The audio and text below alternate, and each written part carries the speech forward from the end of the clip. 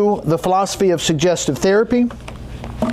We spent some time putting this together in an effort to present something to you that you may have not seen before. You have some ideas, but not these ideas. And in a time where health is of great value, in a time where social media, we're not certain as to what to believe, because with AI, it looks so real. It stirs our emotions, and you'll learn that our environment is one of the biggest sources of suggestion that exist. So, again, welcome to all of you that are here for the Philosophy of Suggestive Therapy. This is an informative lecture, but I want to start with giving you a brief history of how I got to this point. And so if we go back to 2020, and in fact, next week, it still stirs some emotion. Yeah. 1 week from now, 6 years ago, we all went through that global pandemic that started COVID, some earlier, some later. However, that changed and revolutionized me and my practice at that point, because I was managing our practices. And in that management of practice, when our governor of Texas said that chiropractic was not essential at that time, obviously we had to shut down our offices.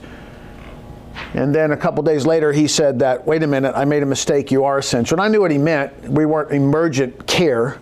However, it was difficult getting things started back. People wanted to stay and protect their family. And so I came back into practice after managing, and we started with a small staff, and we went through all the things that were involved during that time. The cleaning, the temperatures, the 6 foot. It was difficult times. The mask. In fact, I was going to start this with a mask, and it wasn't part of the script, so I forgot, because I was like, why is he wearing a mask? But that's what started. But here's what some incredible things came out of that. One was that I started a study in neuroscience. I didn't like the idea of even being perceived as non-essential. So I went and got a master's in neuroscience, and every week that I took that course, I was inspired to tears, because I saw things about the brain I hadn't seen before. I knew about the spine, but I forgot how marvelous the brain was.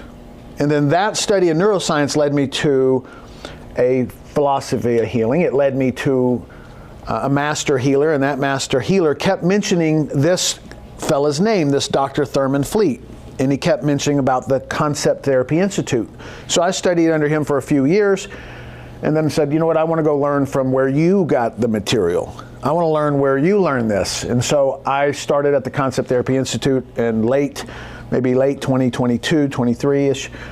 And since then, it has been a diligent study, week after week, of understanding and increasing my awareness. And that has made a big difference in my life and in my practice and in my mindset. And so that's why I'm standing here today, is I want to share that with you. I hope that I could give you something that inspires you in a way that it makes a difference in your life, whether that's your family life, your financial life, your practice life, your health, your physical, mental, and spiritual health.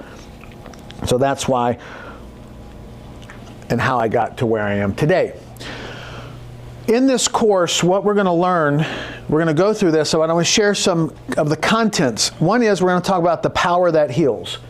And we're going to talk about this mysterious element that heals and how the healing principle works. Most have not been, this information hadn't been available to people because it's not taught. We're going to look at the riddle that cures. What is it that does the curing? We're looking at faith, our confidence, and the images and pictures we create and how that aids in the healing. And we're going to look at this big secret of healing. Now let's talk about purpose. I'm not specifically talking about healing traumatic physical trauma, and we're not talking about things that get in and on our body, type of toxins type of things. We're talking mostly about psychosomatic disorders and how they apply not only to healers, but to the lay person. Because in this group, we have a large diversity of people out here. We have doctors, we have philosophers, we have other healers, we have counselors, we have just lay people, we have prayer warriors. We have so many different people that this is going to apply to. So even if it's geared towards the doctor or the chiropractor, scratch that. It's for all of you, because you'll find out in a minute most of our illnesses come from within, in our own beliefs as we go. So we're talking about the mind and its impact on the body, the pictures, the images, the thoughts that we do. This chart you'll see several times. It's one of my favorite. It's called the Expressions, Causes, and Effects of Disease chart. Here's what I want you to get. 80% of disease has its origin in thought or autosuggestion or psychosomatic beginnings. 80%. Now what I mean is somehow, some way, your thought led you to a decision which then led you to an action. That's what I mean. Because if you Google or AI does as 80% of disease caused by thought, you're not going to find that. But I want you to get the big idea that it begins with a picture, an image, a thought, and well, number one, genetic tendency. People say, my mother had this, my father had this, my aunt, it runs in the family, I'm likely to get it. Well, if you think that way and feel that way and you eat the same way they do and you do the same things they did, you might get that. And then the intense thinking about disease. You all know people that's what they do. They think on the negative end, and they worry. And we have labels for those individuals. Vibrations of disease. You're just around that all day long. All you hear, you think, you smell, you taste, you touch, it's always that. And then if we look over here, emotional disturbances, distress, inner turmoil. So all of these account for 80% of the diseases somehow, some way, whether it's through our thought, and then our decisions, and then our actions. Well, then the other 20% is due to poisons or trauma. So 20% of disease is due to something like that, and that's where our doctors really come in handy for this. But who's treating these 80%? There's only a few groups of individuals out there that we would say, probably along the lines of a psychiatrist or a psychologist or a psychoanalyst or a psychotherapist. But there's more that can be done here. But I thought this was interesting. If we take 80% and 20%, that's 100%, if you got the math, is due to incorrect reasoning. We didn't reason correctly. We weren't taught how to think and think correctly. And if life handed us some feedback or some consequence and we didn't learn from that, well, we get it again. And then if we got it from an authority, sometimes our authorities that we place all our focus in, they gave us some data and we didn't reason on it. We just accepted it for what it was and said that's truth. And then we end up having trouble with that.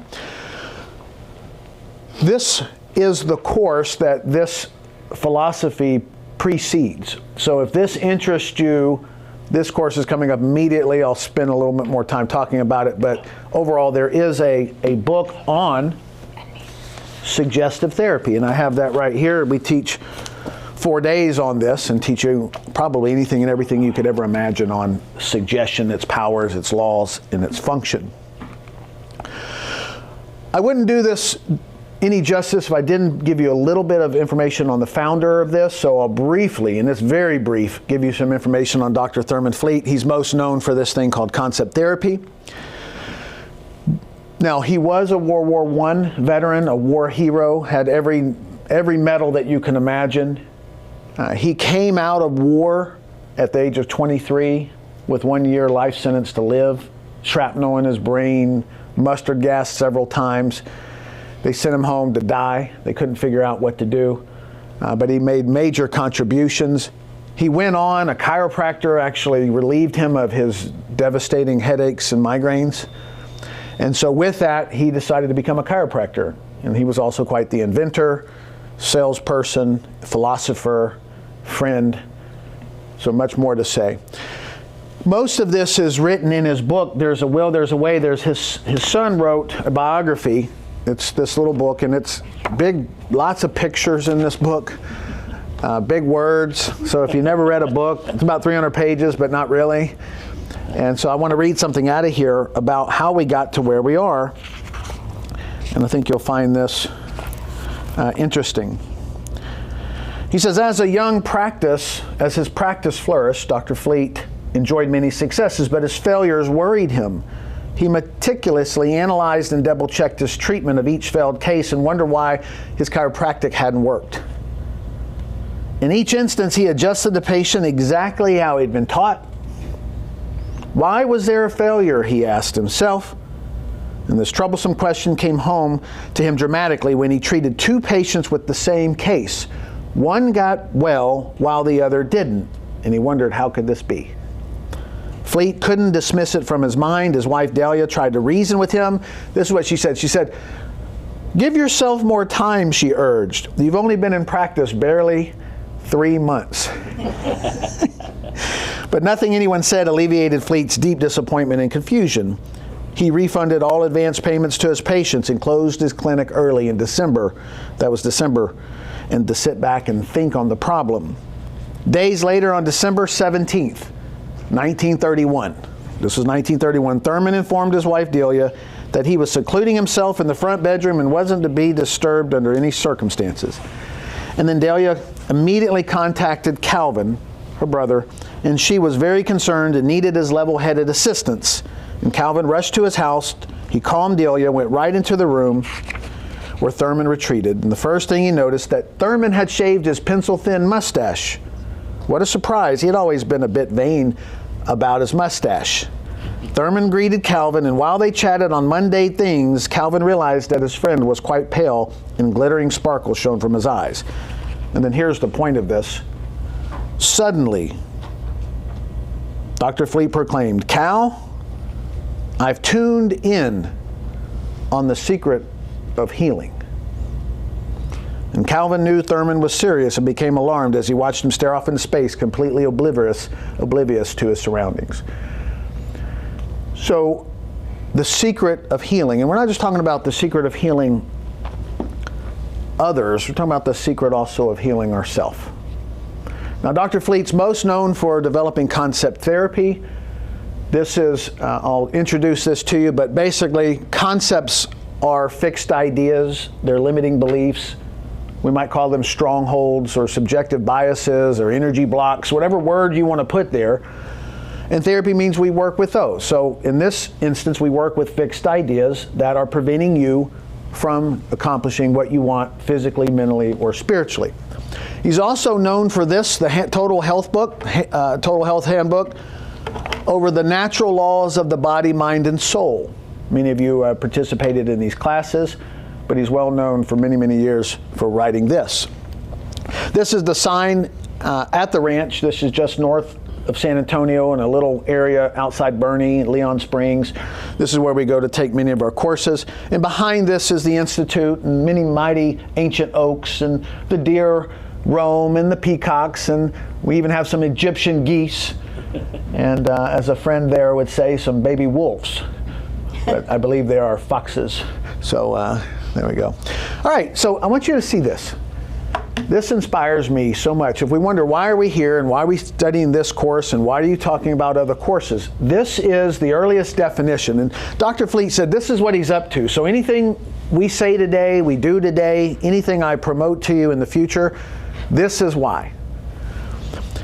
So it's the study and the application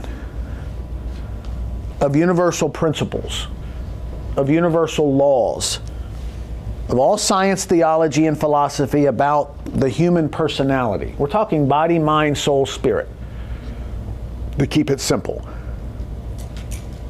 Now, it's the science of the cause of disease. Think about that, the science of the cause of disease. Whether the cause is from a physical, mental, or spiritual aspect. So it's the cause. And then look at this. And the science and art of removing the cause of the disease, utilizing physical, mental, and spiritual methods. And then, on top of that, we're going to teach the natural laws that govern the body, mind, and soul. So get this right. We're going to teach universal laws. The laws that God uses to run his entire universe that never fail. We're looking at how do we apply those in our life? What's the cause of our disease? What's the cause of our sickness? Physical, mental, or spiritual? And then how do we remove that cause, whether it's physical, mental, and spiritual? I thought it was interesting that it didn't say cure, because if you remove the cause, you solve the problem. Some would call that a cure. And then we're going to teach you the laws of the body, mind, and soul so that you don't continue this incorrect reasoning. In this concept therapy course, we outline the creative process. Some of you might know that as the manifestation process. It's the steps, the laws needed to create something productive in life. Or the same steps that we inadvertently use to create disease and destruction in our life. We have the quality questions needed to help you through that. We're going to analyze human nature. That's the body, the mind, the soul, the spirit. We'll get into how reasoning works, the laws and the mechanics of reasoning, and how the body, mind, soul come together into our personality. It makes us who we are. And then we're going to teach natural laws. So that's some of the background of that course. What I love about this, anything that we're teaching from this podium has this idea. If you take metaphysics, theology, and philosophy, and you extract the central teachings, the core teachings, the central principles, and then you take the natural sciences, the social sciences, and psychology, and you extract the core teachings, the core principles out of that, and you put all of that into one course, one factual course. That was the core teachings that Dr. Fleet put together in a course called Concept Therapy. We said concept means fixed ideas, and we're working with those. Ideally negative, taking the negative ones and making them more positive. That's the typical route. Most of us are happy with the positive aspects that we have. And we've mentioned this, teaches us how to work with our fixed ideas. This is the beginning. This philosophy of suggestive therapy is the beginning of that. And so we have that in play. Okay, this word philosophy, I like this. The love of wisdom, that's what this is, leading to the wisdom of love. This is just a teaching. This is a philosophy. It's not designed to be religious in nature, overly scientific in nature, but a blend between the two. Just trying to get some ideas across. The Concept Therapy Institute is a not-for-profit teaching institution, period. It's a 501c3. All they do is teach courses on the laws, universal laws, on health and how to prevent sickness and remove the causes. A little bit about suggestion before we get into the notes. I use this definition of the ability to influence individuals or yourself to accept an idea, belief, or impulse, and I wrote the word uncritically, constructively. Our goal is to add constructive health to individuals' bodies, minds, and souls. That's the goal. Our senses, well, they're the primary chain of suggestion. That's how we get suggestions, our five senses. And whether you know it or not, our senses lie to us. You think what we see is really what's there, and unfortunately it's often not. Our brain fills in a lot of gaps for us. Suggestion is another word for resonance. How many times have you said, I resonate with that? I don't resonate with that. The fact that you resonate with something means that you've allowed a suggestion in. Without suggestion, there's no thought, there's no sensation, there's no emotion. So I'm giving you this fundamental because as we move forward, it might be of noteworthy to realize what suggestions are coming in from my environment, what suggestions are coming in from authorities, and which ones do I want to push away, and which ones do I want to allow. And I'll show you how you know what's showing up, what you've accepted. And suggestion is the process in which an idea is brought to the mind through its association with others. You might have heard it said, everything that happened to us in life could be just an event. The only meaning it has is the meaning we give it, based on past associations, whether we thought they were good or bad, or right or wrong. Essentially from who we assumed authority from, especially growing up as a child, or from our experiences. Key idea, our environment is, in reality, the real source of suggestion. Suggestion, therefore, is the fundamental influence that has made us what we are. And if you look at that bottom line, if you could even grasp this idea that what's being suggested to us and what we accept is who and what we're made of and who we are, then the question becomes, what are we allowing to suggest to us, and is it really true? Because the subconscious mind is influenced by suggestion. And what's in the subconscious has a tendency to show up in your body and in your mindset and in your life. All right. So open your notes to the first section. This is on the healing categories. I'm going to read the first section, but many of you don't know yet. But this is a collective group effort, so I will ask most of you to read a section. That way it's fair. Those of you that showed up in person, you didn't know, but you're going to help. Okay, so this is the introduction. Today we're going to explore the principles of the art of healing. This discussion will clarify 3 primary categories of healing and their implications for both practitioners and patients. The art of healing can be classified into 3 distinct categories. We have physical, we have mental, and we have spiritual. Of course, the physical encompasses healers who use their physical means to treat illness, including administering drugs and performing surgery and even adjusting the body's structure. Some healers employ natural methods, such as massage and hydrotherapy and dietary adjustments to restore health. And then the category of mental healing, this category is focused on the notion that psychological factors can disrupt physical health. Mental healers, including psychiatrists, psychoanalysts, psychotherapists, well, they delve into the mind to uncover unresolved issues that may be impacting the patient's well-being. In essence, they employ that concept of mind over matter. And then we have spiritual healing. This approach includes various spiritual or religious healing practices. People often turn to religious healers and shrines and places of worship, such as well-known shrines of Lourdes, for cures through spiritual or psychic methods. Each healing method has its own merits. Yes, however, when faced with a sick individual, the healer can find it challenging to determine the most appropriate treatment. And this uncertainty leads to confusion within the healing community. Some individuals, well, they might receive physical therapies when they require psychological intervention, while others may need physical care but only seek mental or spiritual help.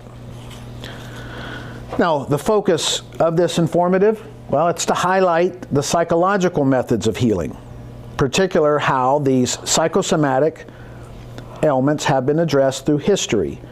And while it does not claim to be exhaustive, it offers valuable insights into the application of the purely psychological curative methods. And of course, we're going there because if 80% of all disease has some origin in the mind, or our thoughts, or the images or pictures we create, it might be worthy for us to understand that.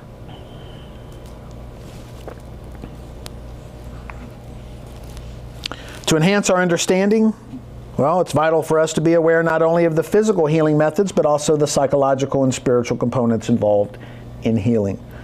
And by appreciating these diverse contributions of recovery approaches, practitioners can better serve their patients.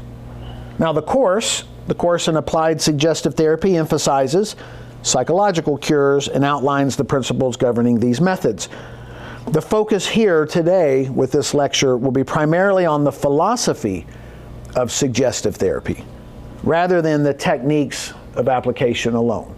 So we will talk about the art of healing and the science of healing, but today it's more the philosophy so that you get a big idea of why are we here and why are you doing this? We're not doctors, most of us. We're not healers, most of us. No, you are a self-doctor and a self-healer. Now, understanding these 3 categories of healing, physical, mental, and spiritual, it will empower you as a practitioner and you as a self-healer to provide well-rounded care. And by integrating knowledge from all these methods, you can give a more comprehensive and practical healing experience for yourself and your patients. Now, In just a second, I want to play for you. This is a gem. In our studies, there's audios from some of our forefathers that taught these courses. This was a reverend, a Methodist minister, and also electrical engineer. And so he understood the theology of healing, he understood the science of healing, and so he was a great blend. And so I have the fortunate ability to study his stuff. But I'm going to play an audio from him, and you'll get some idea. Now, suggestive therapy is a very big subject. In fact, the world is looking at it now with both eyes, whereas a few years ago they only looked at it with their eyes closed. We are constantly using suggestions to bring about changes in physical conditions of ourselves and others, and we often do not even know about it. The mind affects the body. That's not new. It was said in the Bible years ago, as a man thinketh in his heart, so is he. That means in his subconscious, as he is, so he expresses in his body. It was a great day in my life when I began to learn something about the relationship between suggestion and the power within. We've been hearing the teachers this afternoon talk to you about this great power that's within. And now I just simply say that suggestion is the switch by which you turn the power on. Just like the push button on the wall is the switch by which you turn the electricity on to light the lights or to run the motor, so suggestion is the switch by which you turn on the power that is within, the creative power, and it will do anything to which it is hooked up to logically in your thinking.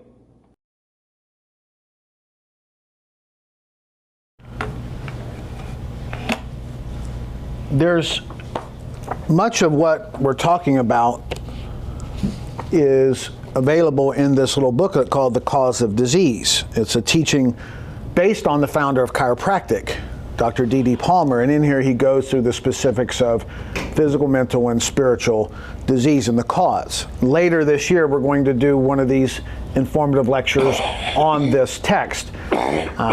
And I believe you may be able to get this from the Institute if you have an interest in this. I don't have those here. And then we mentioned this. Out of that book came this chart. This chart, we already mentioned the expressions, causes, and effects of disease. And again, we said 80% of all disease is due to an autosuggestion. It's self-created, it's psychosomatic, it's created through our thoughts, our pictures, our words, to ourself, whereas the other 20% is due to some type of poison or trauma. And it is of value to understand this because too often we have an ailment and we seek medical attention, but it did not have a physical origin. We didn't fall, we didn't slip, we didn't trip, we didn't stumble, we didn't do some repetitive thing. It just started. And it wasn't due to some poison. We didn't get bit, something didn't get on us or in us. So then where is the source? And if we treat something that is in this category with something that is treated in these, you may not get the benefit and the healing that you need. So it is very valuable to understand, is this physical? Is this mental? Is it spiritual? When I say spiritual, what I mean is, if you look at this chart, this is physical. Poisons and trauma, falls, slip, trips, strains, that's physical. This is more mental. Well, where's the spiritual? Well, when we refer to spiritual, we're talking about the acts that we perform. It's our incorrect reasoning. It's what we did or didn't do, or what we allowed or didn't allow, based on the thoughts we think or the thoughts that we receive.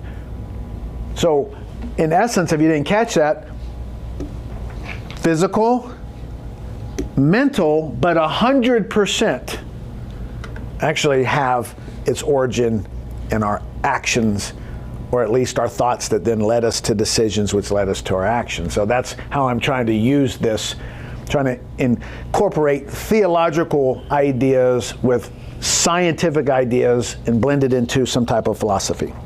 All right, now, questions. This is your opportunity to ask questions, anything you heard or insight. Online, if you have anything you want to type in, if you have a question or comment, that would be fine before we move into the next section. Anything here on the floor? That's okay. Y'all will get talkative in a minute. Go ahead. It's ready. Okay. Anyway. Okay. Yes. The psychosomatic idea.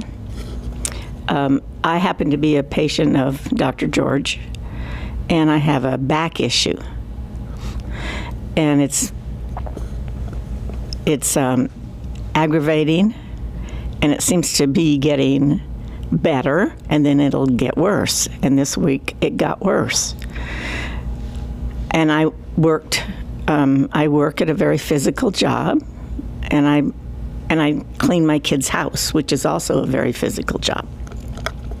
So yesterday, after cleaning the house, we had happy hour.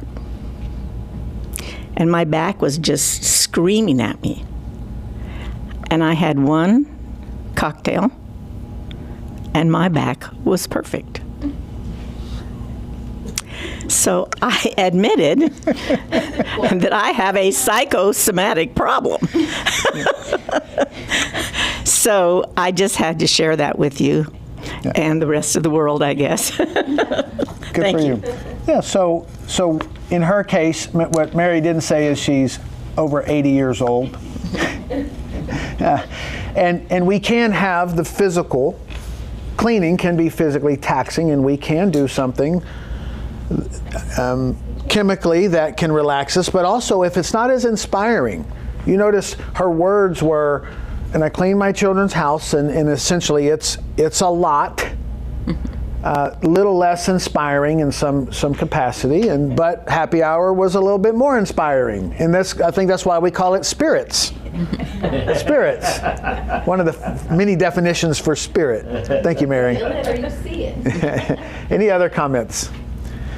Yeah. Okay.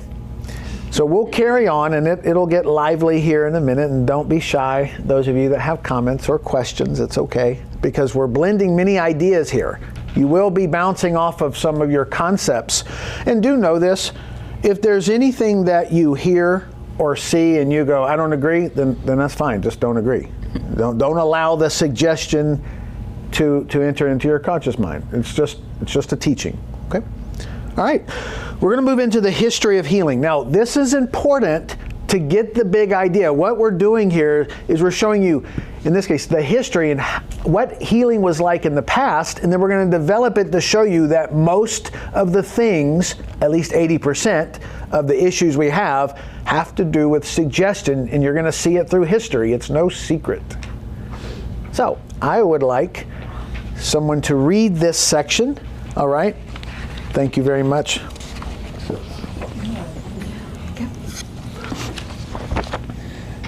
Okay, so the history of healing. We'll start with the origins of healing. So let's begin by exploring the origins of healing. Early humans faced numerous health challenges, plagued by diseases and natural disasters. Lacking scientific insight, they attributed their ailments to invisible external forces they frequently perceived as evil spirits. This led to a significant fear of these uncontrollable elements.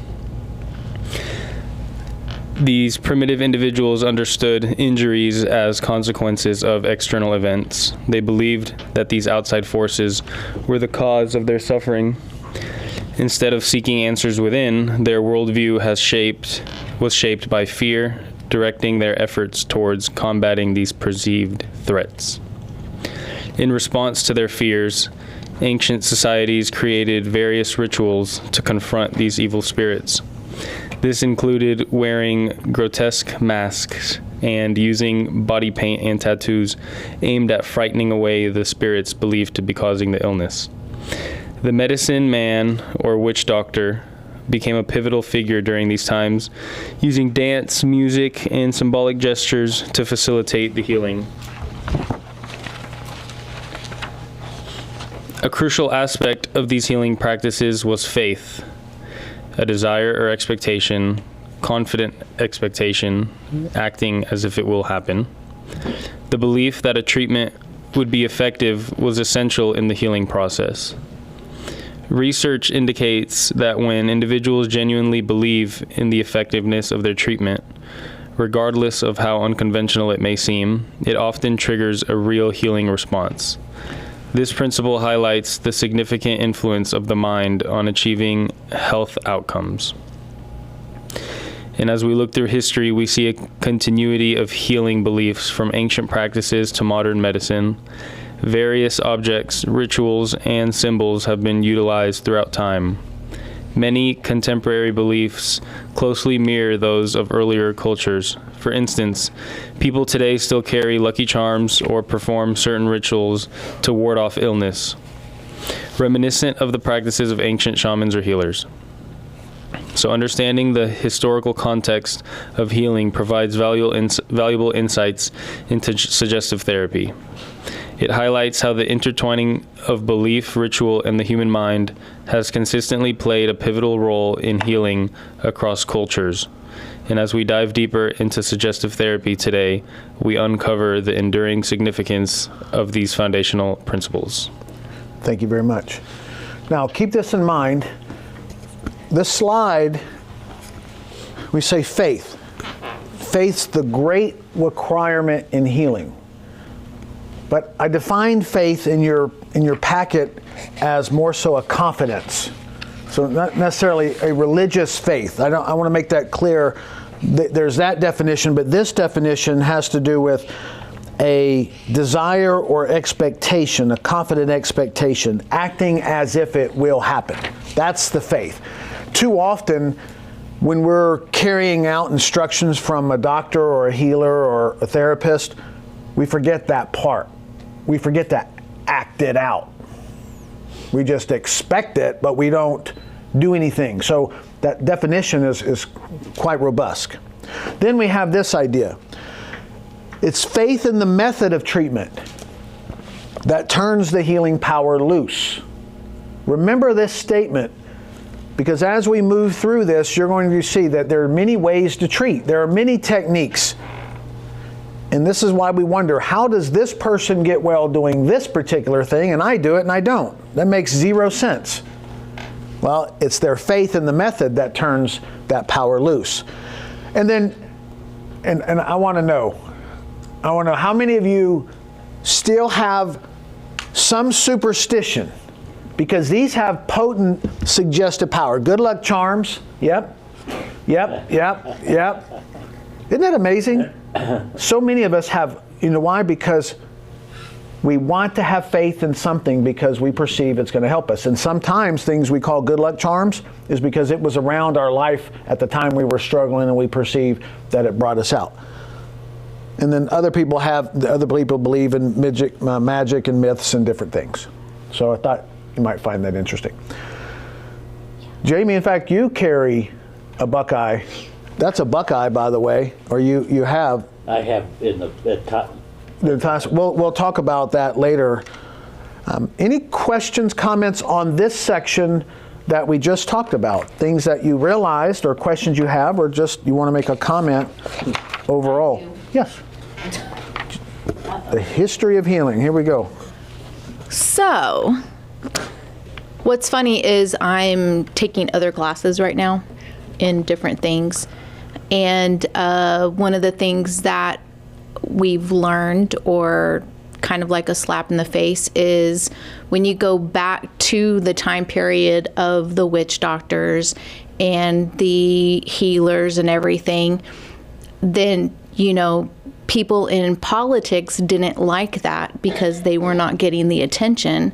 So then that's when you have the witch hunts come up.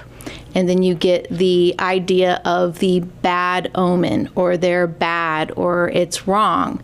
So then that suggestive therapy, because of certain people, put that into people's mind, and that's what gave the negative connotation to people that use herbs and other things and rituals a bad name. Luckily, because we're there in the year of Aquarius, you can see a lot of that coming too, where people are starting to view things in a worldly manner. They still can be, Christian or whatever their faith is, but they're extending their thought process to, hey, herbs can help. Hey, essential oils can help. Hey, if I do this and eat this, it can help. So I think we're slowly erasing that suggestion out of our mind because of the awakening that's happening in today's society. Yeah, what you're explaining. Drop the mic. Boom.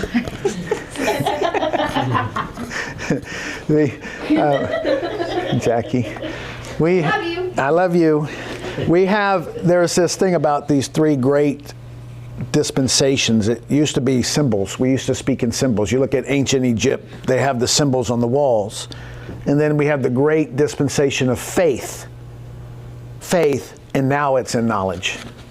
So we have this ability to have knowledge now. And it's good and bad, Google and AI, but we have the now awareness to now, do we accept it or do we not? Do we investigate it or do we not? Go ahead, online. Yeah, just Madison was saying that even the AMA claimed anything that was not their approach regulated by them was quackery in that time. Yes. So that's another example of that. So there, obviously, and we're going to get through this because the medical also went through theirs. You're going to, in our notes, there's this lovely section Dr. Fleet provided for us on what medicine was like in the 16 and 1700s, which you will absolutely love. And by the way, I do want to make sure that that we understand that as we talk about these, your ideas are welcome, and there's no really stark position anyone wants to take or needs to take, okay, on any of this. It's just data for you to have to think with. Won't tell you exactly what you should or need to or ought to think, but will at least hopefully guide you in the thinking process somehow. All right, now let's talk about the mysterious element in healing. And I'm glad when you read the next reader, and you did so good on reading this, the highlighted underlined word, you don't have to read that. So like where it says the power of faith, you don't have to read those highlighted sections. That's just a little summary of what the section's about. Okay, next reader. Okay, Jackie. Let's explore the fascination aspect of healing that has transcended ages, the role of faith, and how it unlocks a mysterious element crucial for recovery. As Jesus said, according to your faith, be it unto you. This principle guides our discussion on suggestive therapy and its historical content. We discovered that when perfect faith exists, both from the patient and the healer, something profound happens within the patient. The mysterious element often leads to healing, which is the core focus of our inquiry to suggestive therapy. Let's explore more of the history of medicine, starting with ancient Egypt. Renowned for its organized healing practices, early Egyptian healers developed their knowledge through trial and error, documenting the healing properties of various drugs and herbs, which led to the practice we now call a diagnosis. In their records, they detailed any array of remedies that seem quite grotesque by today's standards. For example, one remedy for asthma involved creating capsules from the hair of an hanged criminal. Okay, that's gross.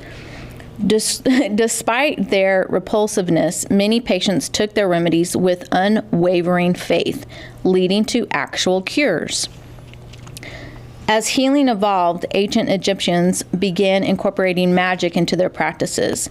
They believed that certain magical incantations could alleviate ailments, which generated significant faith in their methods. This illustrates that the mysterious element we're discussing has been a constant through history, revealing its power within, accompanied by faith. We then move to ancient Greece, where healing was intertwined with religious practices. People believed that illnesses were punishments from the gods for displeasing them. They sought healing through worship, purification rituals, and sacrifices in temples dedicated to these deities, where patients would prepare their bodies and souls for healing. Trust in these processes and faith facilitated healing. The priest, serving as both healers and religious figures, would guide patients through ceremonies that enhanced belief in eventual recovery. The Romans adopted many Greek healing practices, blending them with their own. They categorized healers into 3 distinct groups: practical healers, who relied on diet and cleanliness; philosophical healers, who favored charms and magic; and mystical healers, who believed vengeful gods sent diseases. Despite their differing methods, they all acknowledged that healing sometimes occurred because of its patient's faith. This reflects our present-day experiences, in which faith remains a powerful component of medical recovery. As we analyze healing practices from the ancient times to today, it's crucial to recognize that the methodologies might differ, but underlying principle of faith remains a common thread. Just as the ancient people sought help from divine sources, many today turn to faith or hope in challenging times. Overall, the historical perspective reveals that healing, whether through ancient remedies or modern medicine, relies heavily on faith. In our study of suggestive therapy, we aim to uncover this mysterious element so that you can incorporate it in your healing practices and life. Understanding and utilizing the power of faith can transform outcomes, reminding us of its enduring significances throughout history.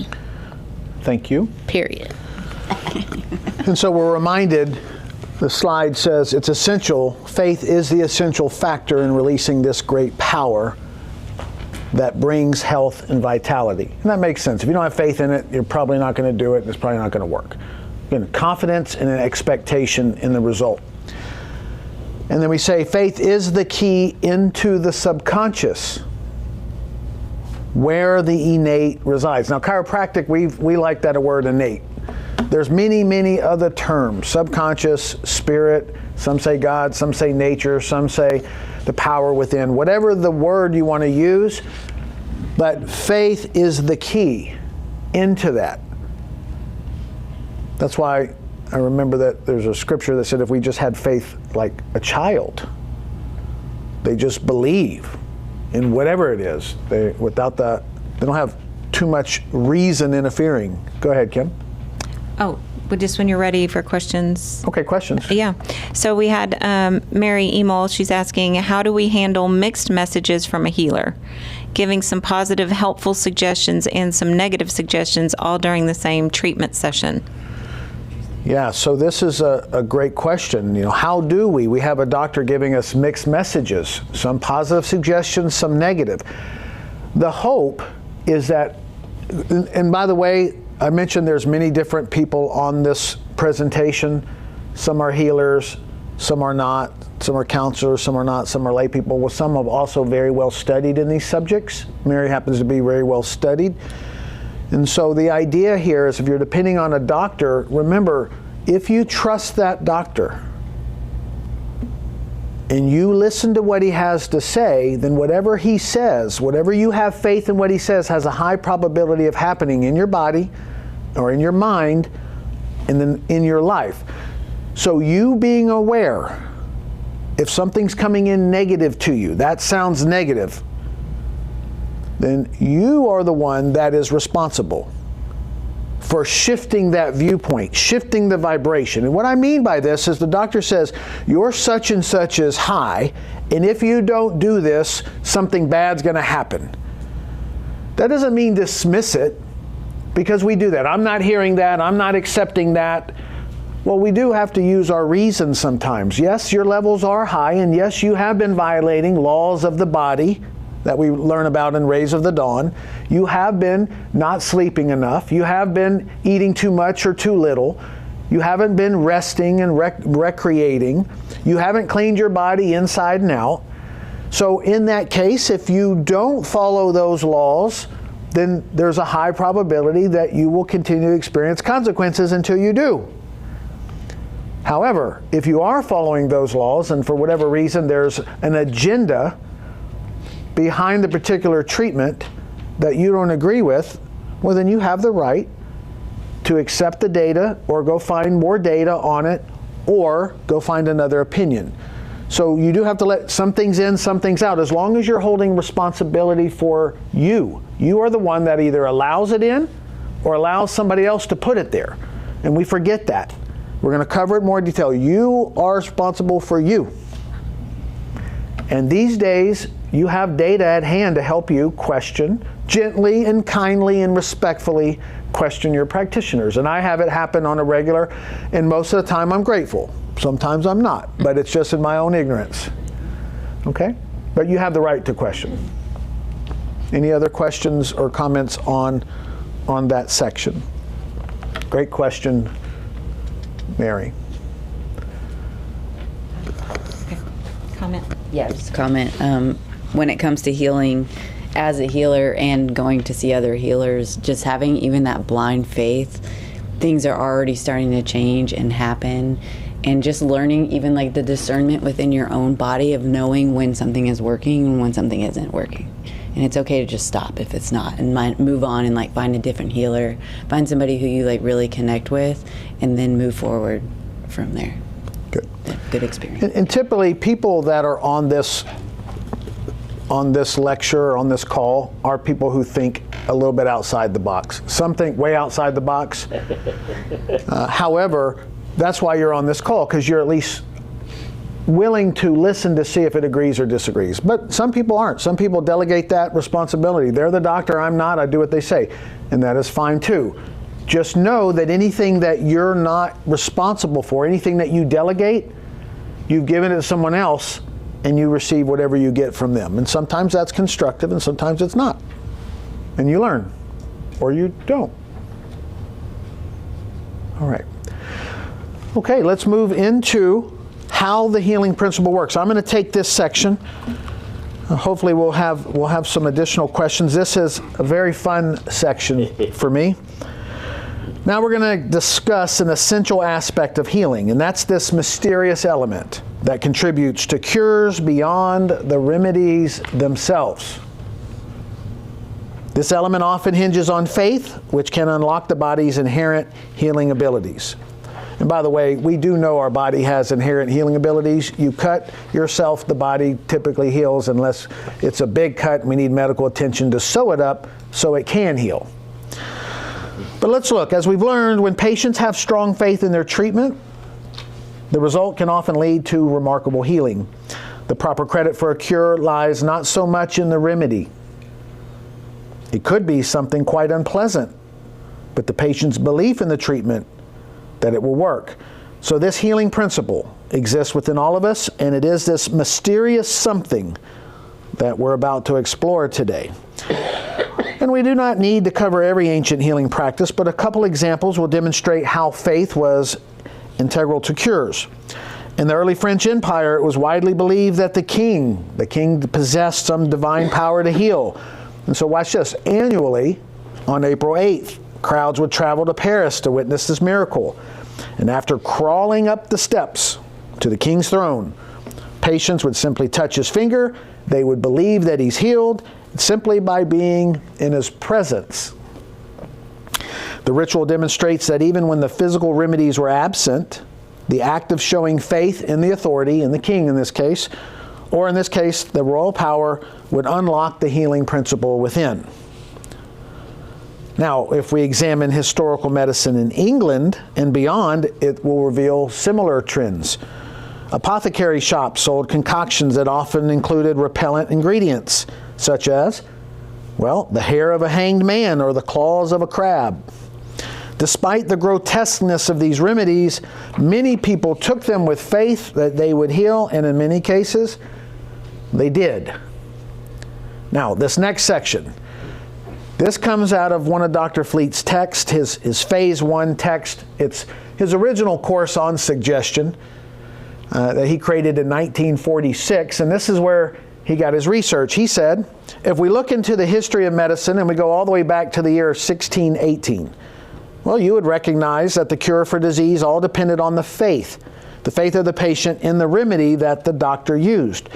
And we shall quote from the 3rd edition of the Reference Handbook of the Medical Sciences, published by William Wood and Company, New York City, 1914. So this is in their medical literature. Here it is.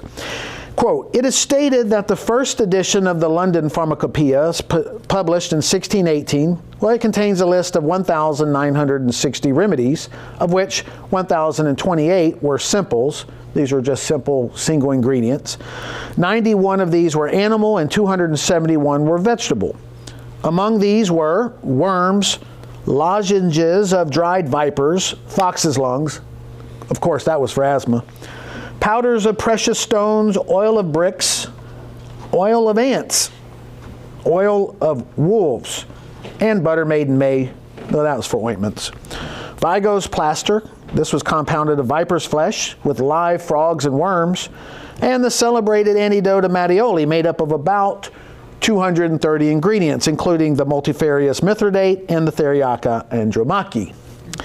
And the Pharmacopoeia of 1650, a few years later, well, it contains moss from the skull of a person who had died a violent death, and Gascoigne's powder compounded of bezoar, amber, pearls, crab's eyes, coral, and the black tops of crab claws.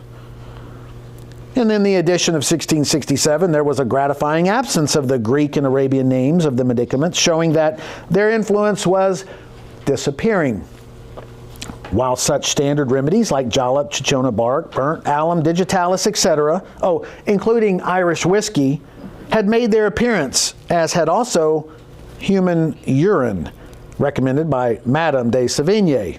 That was in the 1600s. This talented lady also strongly advised viper meat to temper, purify, and refresh the blood. The quote goes on and said, it was even claimed that Sir Kenelm Digby, 1603-1665, had poisoned his wife by too frequent administration of viper's wine, given for cosmetic purposes. That makes me think of Botox. Innumerable strange and more or less disgusting remedies appear in all 3 of these pharmacopoeias, such as horns, hoofs, excreta of animals, and all sorts of eggs, viscera, bones, claws, etc. Listed also were fur, feathers, isinglass, human perspiration, saliva of a fasting man, human placenta, cast off snakeskin, woodlice, swallow's nest, and the triangular wormian bone of the junction of the sagittal and lumboid sutures of the skull of an executed criminal. Ta-da. Interesting. That was in the medical literature in the 1600s. Similarly, in America during the 19th century, patent medicine sellers preyed on the gullibility of consumers with flashy labels and promises of cures for all ailments. And while these remedies often lacked legitimate medical backing, the belief in their effectiveness was crucial and sometimes resulted in genuine healing outcomes.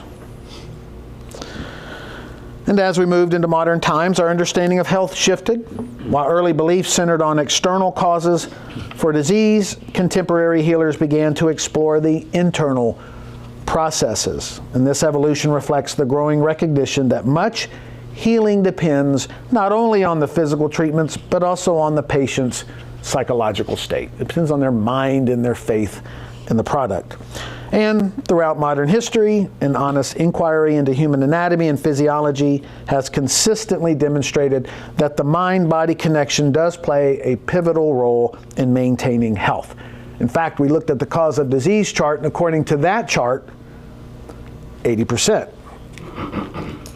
The healing principle is deeply influenced by belief and faith, Whether it was in ancient times with kings and mystical remedies or today with modern medicine, the capacity for healing often relies on the faith that we place in these practices.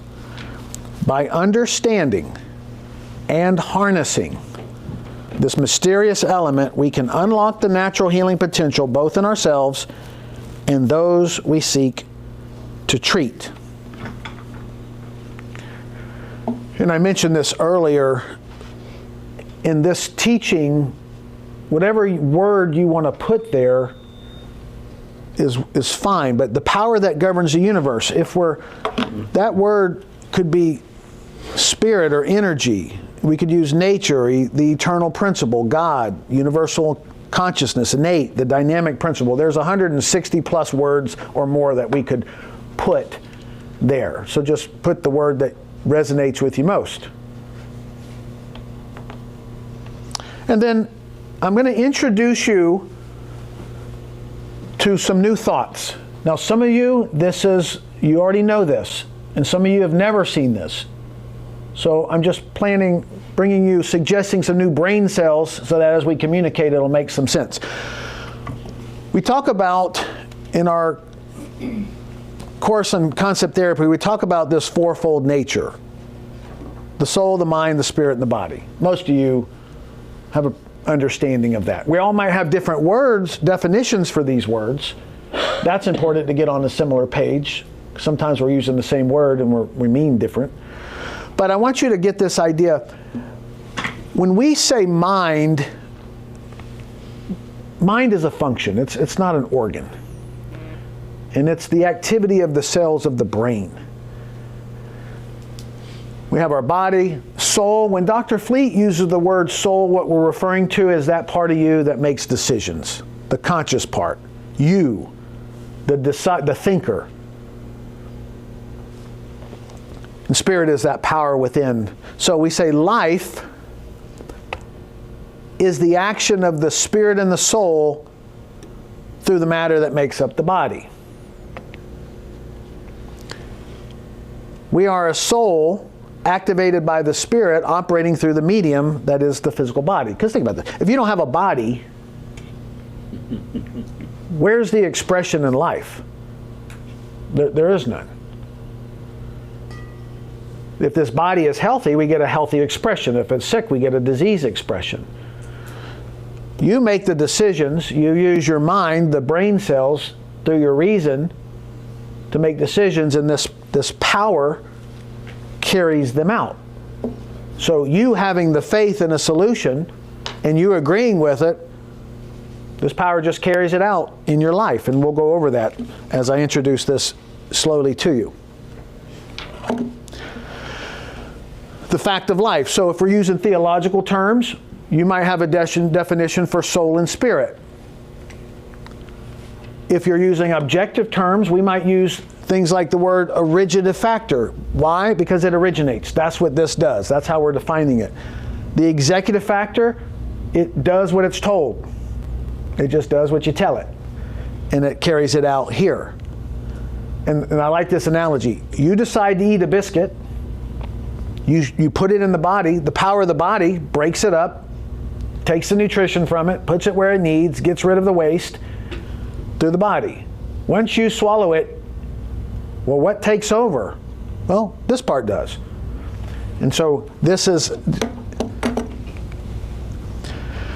basic concept. We talked about fixed ideas. Our fixed ideas, our limiting beliefs, our biases. Well, in our conscious mind, they form the base, the foundation for how we think. It's your program. How are you programmed? And if it's a good, constructive, healthy program, then you'll see it manifest in your physical body that way, or in your mindset, or in your life. If it's a negative, disease, destructive idea, well then your body will show that, your mindset will show that, and so will your life. So one of the big ideas is how we get rid of those that are negative and change them into something more positive. And remember I said 80% of our sicknesses and diseases and illness are due to our self-suggestions? Another word for basic concept is suggestion. So Auto-suggestion, you self-suggested. So if you take the things you think about, the thoughts you have, the acts you perform, and you put emphasis and you do them over and over repetitiously, and you put meaning and you identify with it, like that's mine. You accept that as an idea, you accept it with meaning and emotion and feeling, you lodge it down into your subconscious, and your brain says, oh, okay, well, I will lead you in that direction to help you get that. And it will show up in your body, and it'll show up through your mindset and life. And some of you know this, some of you have never seen this, but the point I'm making is your thoughts, the things you think about, the thoughts, the decisions, your actions, if you continue to do these and you feel those and you put meaning and emphasis, they become you. That's why you hear those, what you think about, you bring about. That's why you hear thoughts are things. That's why you heard Dr. Dyer say, if you change the way you look at things, the things you look at change. Life is 10% what happens to you, 90% how you react to it. These are all things you've understood. But how about this one? What if it's somebody else? Somebody else or your environment are suggesting to you things, thoughts, and you're following them, and you accept those and believe those and identify with those and put emotion and feeling. They then lodge into your subconscious, and your subconscious carries it out because you turned it over to it. And that's how this process starts. Usually, our habits, I'm sure many of you have created habits you didn't want just because you started it once and then you did it the next day, and then all of a sudden you're hooked. And I love that quote from Dr. Anderson that says, first you create the habit, and then the habit creates you. It becomes intuitive. Your brain says, oh, you want that. Okay, I'll guide you to the gas station to get it. Even as simple as a tea or a Coke or a pack of gum or whatever. First, you create the habit, then the habit creates you. That's all the same thing, but you may not be aware of what's originating for you. And that's the same thing saying that when two people come together, whether this is a healer and a patient, whether this is two friends or a parent and a child or teacher and a student, they have their ideas, and because you are accepting an agreement with them, you have some rapport, you're in resonance with them, their idea will just come right over here to you, and you allow it in and it'll show up. And how do you know what ideas have lodged in here? Well, you just look at your body, and you look at your mind, and you look at your life. And it's the way it is. Our brains are we don't reason so well when we're children. So whatever ideas come in are typically the ideas that we run our whole life by. And why do we do that? Because that's the way Mom did it. And Mom, why do you do it? Because that's the way Grandma did it. And Grandma, why did you do it? And then she says whatever she says. All right, so that's that section. The next one is the riddle that cures, and we'll do a break, and I have a certain section in here that I want to get to. It's coming up in a little bit, so just bear with me. We'll do a 10-minute break, but just if you need to use the restroom, go ahead, but come right back. All right, next section, the riddle of what cures. Who would like to read this section? Jamie? All right, Jamie, it's all you. All right, now we're going to investigate a fascinating aspect of healing, the ongoing riddle of what truly cures. As healing practices evolved in America, so did the understanding that it's not just the treatment itself that brings about healing, but also the faith and belief surrounding it. Initially, America faced challenges posed by unregulated healers. Over time, regulations were enacted requiring those who treat diseases to have formal training in their field. This led to the establishment of schools for various healing professions, such as osteopathy, which posited that disease resulted from blockages in the body's fluids. Osteopaths emphasized manipulative techniques and massage to restore health. In 1895, a notable event in healing history occurred when D.D. Palmer, a magnetic healer, adjusted a misaligned vertebra in a patient named Harvey Lillard, who miraculously regained his hearing. From this, chiropractic as a discipline was born, focusing on spinal alignment to promote overall well-being. As chiropractic evolved, different schools emerged, each advocating various techniques for spinal adjustments. Some favored the hole-in-one technique, targeting the cervical spine, while others focused on the sacroiliac area, known as the basic technique.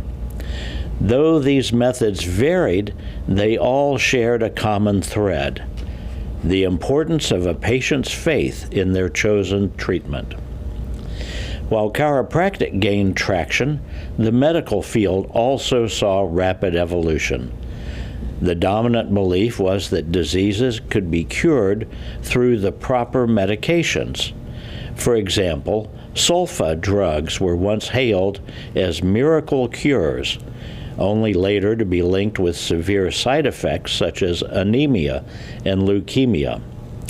This history teaches us that the medical profession is often subject to change and discovery, further revealing the elusive nature of what truly heals. Regardless of the treatment type, be it medication or chiropractic adjustments, what often leads to real cures is the patient's faith in the method. There are numerous case studies of individuals with migraine headaches who found relief through various techniques.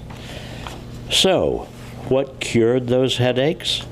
Was it the technique or the belief in the method? It's clear that for healing to occur, individuals must have faith in their treatment. This mysterious element, which often leads to recovery, is not merely a technique, but a powerful force that works when faith is present. The history of healing reminds us that techniques are merely means to an end. The real healing power lies in understanding and embracing this mysterious element that faith unlocks. As we move forward in our respective practices, let's remember that this principle of faith is integral to effective healing. Thank you very much. So we'll open it up a little bit more. So we mentioned that this faith, the definition we want to use, it's confidence and expectation. And it's required anytime that we want to form a bond with two people, anytime that we want to have a relationship and get in communication, where we're both on a mission to carry something out. We call it a composite personality. Composite means two or more come together as one.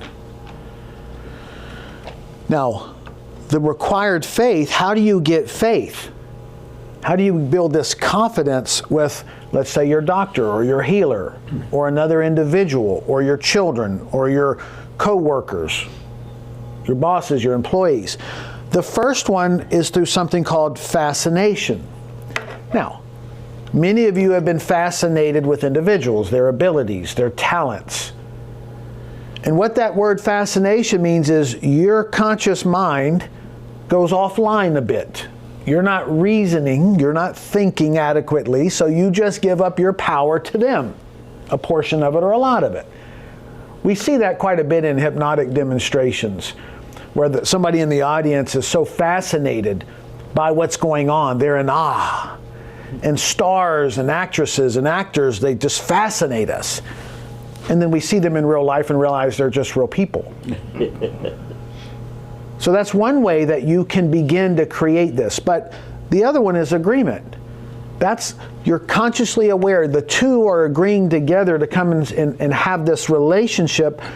And it's unified in a way that You're not having to be mesmerized or tricked into doing something you don't want to do. And new remedies often fascinate us. The newest thing on the market for this particular condition, and we all gravitate to it until it no longer works. Why? Well, because we didn't follow the laws of life and follow the laws of the body, that at some point it comes back down to you just covered it up. But you were fascinated and it worked. But how come this muscle rub works so great for this person, but it doesn't work for me? Well, they were fascinated by it and you were fascinated by them, and at some point it lost its function. Whereas agreement is you're agreeing to change the quality of your life and to change habits, negative to positive. And so this is how you build that. Not too long ago, many of you got to attend our information on the power that heals. And this was a pretty phenomenal informal. It's even on our YouTube channel, if you want to watch that. That's at Dr. Bobbitt Team, where we did a similar event. And this book's available. And this is it's a sampling of the heart, soul, and wisdom of concept therapy. And it talked about body, mind, soul connection. How important are my thoughts? Why do I get sick? And how do I improve my health? The power of imagination. And so it's a nice tool to help us understand some of these basic principles we're talking about today. When you look at practitioners, any practitioner, in any branch of healing, typically there's a belief in the material remedy instead of the power within. We might believe in the Band-Aid does the healing, but it's not the Band-Aid that does the healing. The Band-Aid assists, and it pulls the skin together so the body can heal more effectively, but it wasn't the Band-Aid. Traumas and toxins, sure, the physical remedy is very important, but what does the healing is the power within. What digests the food? The power within. What puts the food and makes bones and muscles and arteries and veins? It's the power within. It just somehow knows. And then we have, we'll talk briefly on this, but when you look at these two books, you have essentially both aspects of healing. You have the science of healing we teach in this one, and the art of healing in this. The two come together. They're introductory lessons and courses that Dr. Fleet put together to give us the idea of the science and art of healing. Us healing others and us healing ourselves. How do we communicate? You want better communication? The same laws that apply to healing apply to communication. The same law, because we're trying to get in agreement on an idea. And if you're in relationships and you want to build communication, you understand something, this principle called his world, her world, our world. Your doctor visit, there's your world, your doctor's world, and then there's your together world. Parent, child, the child's world, the parent's world, the child-parent's world. It's in the two coming together as one where the healing and the communication happen. And how do you know if that's happening? Well, you look at your body, you look at their body, you look at your life, their life, you look at your mindset, their mindset, and you know if you have an agreement, it's because you see it change in their environment. You created a habit that is constructive. And if you're not seeing that, you continue to work in agreement till you come together and you understand this person's world, and then you have an agreement together. And that's what the relationship is meant to be. Healer to patient, parent to child, boss to coworker, spouse to spouse, partner to partner, etc. Okay. Questions on that, any of that? I didn't give you a chance to ask questions last time. I got too excited.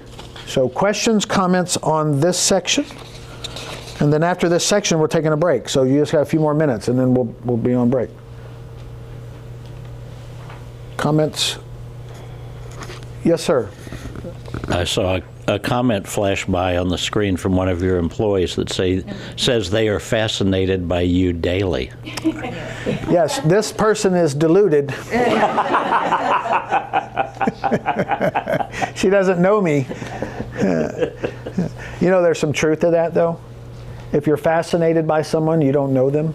And what I mean by that is, you don't know everything about them. You only see the facade that you get presented by. And I'm very grateful, so thank you. But the same thing, if it's on the other side, if we're not fascinated or we're resenting someone, it's because you don't know them. Because when you know someone, you love them for who they are and what they represent. So, okay. By the way, when we started, I didn't share this, but I mentioned it in the live I did last night that life and death come from the power of the tongue. And many other scriptures, out of the heart, the mouth speaks. Our suggestions, they have meaning, they have words, they create pictures. Life and death come out of the power of our words and the vibrations we give, our tone sometimes too. Okay, how about a new body? A new body and mind approach to healing. Kim, you want to read? Sure. Okay, thank you. Now I'd like to introduce you to an innovative perspective on healing that integrates mind and body, one that emphasizes the essential role of faith in the healing process. This approach isn't just about the techniques employed, it's about the beliefs and expectations of both the patient and the practitioner. As we often see, patients will seek out the healer of their choice, whether that be a medical doctor, a chiropractor, or any other practitioner. Interestingly, practitioners who do not implement physical adjustments or medications can still achieve remarkable healing outcomes. For example, spiritual practitioners often rely solely on the power of the mind and faith. It's essential to recognize that many people who seek alternative therapies, such as those offered by spiritual practitioners, often experience healing because of their strong belief in the treatment. Historical accounts demonstrate that even physical ailments such as broken bones have been known to heal through faith alone, underscoring the significant role that faith plays in the recovery process. Ultimately, the crux of the matter is that no specific approach guarantees healing. What's vital is the faith of the patient. D.D. Palmer's remarkable case of Harvey Lillard, who regained his hearing after an adjustment, illustrates this point. While there is no anatomical connection between the fourth thoracic vertebra and hearing, the underlying faith in the adjustment played a critical role. As we move into modern approaches, we see that psychological methods have laid the groundwork for psychosomatic medicine, influenced by pioneers such as Freud and Charcot. This field acknowledges that emotional disturbances can manifest physically, suggesting that the mind and body are intricately linked. Modern psychiatry assesses these issues, unveiling how suppressed emotions can impact overall health. However, it's important to note that the field of psychiatric treatment is diverse and often contested, leading to confusion. Just like in chiropractic care, where different schools embraced different techniques, psychiatry encompasses a range of theories about the root causes of illness. This variety can leave patients feeling lost amid the multitude of available approaches. Moreover, healing isn't solely an internal process. It involves our social environment and genetic influences. Many people face challenges not just from within, but also from societal pressures that impact their mental and physical health. Recognizing and addressing these external factors is essential for effective healing. In the future, we envision a shift in which practitioners are not merely healers of disease, but creators of health and well-being. This new philosophy encourages health professionals to focus on fostering well-being rather than solely addressing ailments. By understanding the creative process in health, practitioners would seek to cultivate health in areas previously dominated by disease. The new body and mind approach to healing emphasizes that effective treatment is rooted in the patient's faith and the practitioner's ability to inspire that faith, alongside an understanding of psychological and genetic influences. Together, we can foster a more holistic view of health, one that empowers both the healer and the patient in the journey toward health creation. Thank you. All right, this next couple of slides, they're a little bit meaty. And they're twofold. One for those of you that are familiar with some of Dr. Fleet's work, and some of you that have never seen this is just for you to get a little bit of brain cells formed on these ideas. So just, if it's too much for you, then don't worry about it. But I want to communicate an idea here. We've already addressed some of this. Factors are the pieces of our who we are. We talk about body, mind, soul, spirit. Well, now we're going to talk about, well, what do these factors do? This is how we essentially reason. If we start simple, we understand this idea of soul, spirit, body. And I mentioned the soul, the way Dr. Fleet defines this particular definition, is that's you, the thinker, the chooser, the one who decides, the one who acts. A better way that all of us can understand that is if we just use a word based on what it does. It originates. So the soul originates. Well, what does this power within do? Well, it executes. You choose the biscuit, it breaks it down. And where does it show up? Well, it shows up in the material factor, and then that also involves your lifestyle. Now, those of you that are mathematicians, those of you that like math, and I know that's not many of you, but you might think better in terms of ratios. So, in this way, we could say that this represents X, this represents Y, this represents Z. So, X is to Y as Y is to Z. Meaning, this tells this, and this carries it out here. Now, how do you know if there's a problem here, where might you look for the cause? Either you or you allowed somebody else to put it there. So if you ever want to know, well, what's the cause? You look here, what's going on here, and then you look back to you or someone you allowed to give you some authority. Now what? There's more. We study the universal laws. We mentioned that in the first slide. We study law and its application to body, mind, and soul. So there's this law of cause and effect. Other religious constructs might be the law of karma. But here's the idea. The soul chooses and impresses the spirit. And then the spirit expresses it into the material factor. The soul chooses, but science, sometimes we could say this is the conscious mind, the subconscious mind, if you like that better. Or neuroscientists like this idea maybe. The originative factor impresses the executive factor, and the executive factor expresses it in the body. Anything that shows up in the body, anything that shows up in your life or your mindset has to be coming from the thing that chooses or decides. Then we talked about creation. Same thing. Anything you want to create in your life, healthy or not healthy. This is the creation, this is the manifestation formula. And just watch this. That's why we say, ask and you shall receive. Bring your images into manifestation. Well, how? Here to here, and this expresses it here. This is always the effect. Sometimes people think the body is the cause. The body is never the cause. It's the effect. Now, we might see cause, effect, and then this can have an effect which causes us to change our origination and follow the laws, and then this now is healthy. So the body often acts as a feedback to tell us, hey, you might want to change that.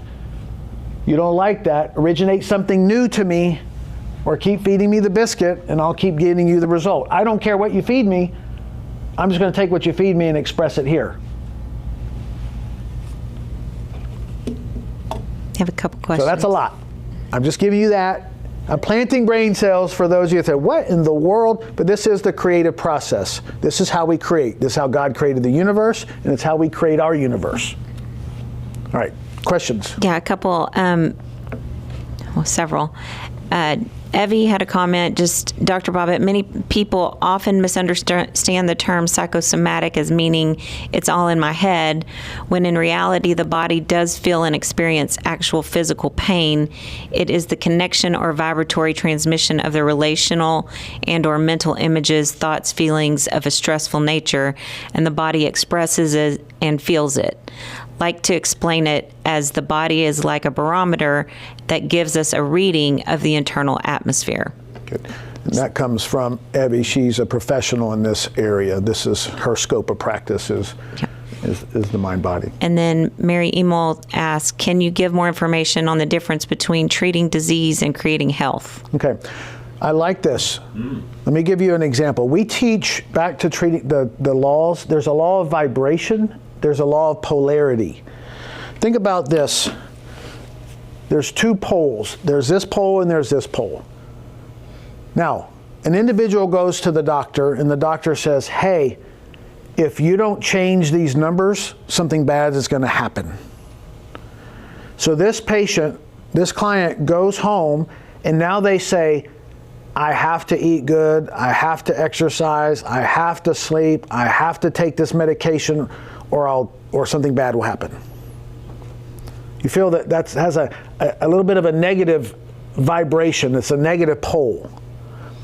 But the other one goes to the doctor and the doctor says your numbers are high.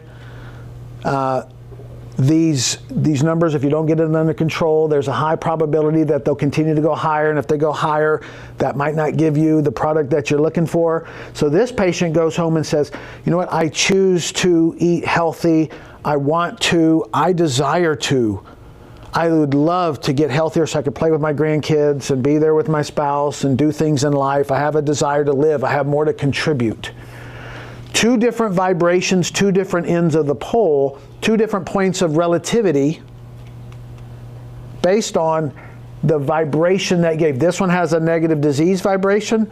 This one has a positive health vibration. Need to, have to, got to, supposed to is kind of a negative. You're injecting the value of an authority. Love to, get to, choose to, desire to. You're now choosing yourself a vibration of health. So that I hope that answers that question. Two poles, which one do you want to be on? This one? This one creates disease. This one creates health. Same doctor visit. Same suggestions from the doctor. But which way did you go? Did you inject the value of an authority, or did you project onto yourself a value of health? One more question. Where does the mind fit, and what is the function of the mind? Okay. So we get through all eternity. We have a chapter in the Concept Therapy book. In this book, we have a whole chapter on mind. And he goes in there and he says that mind is a function.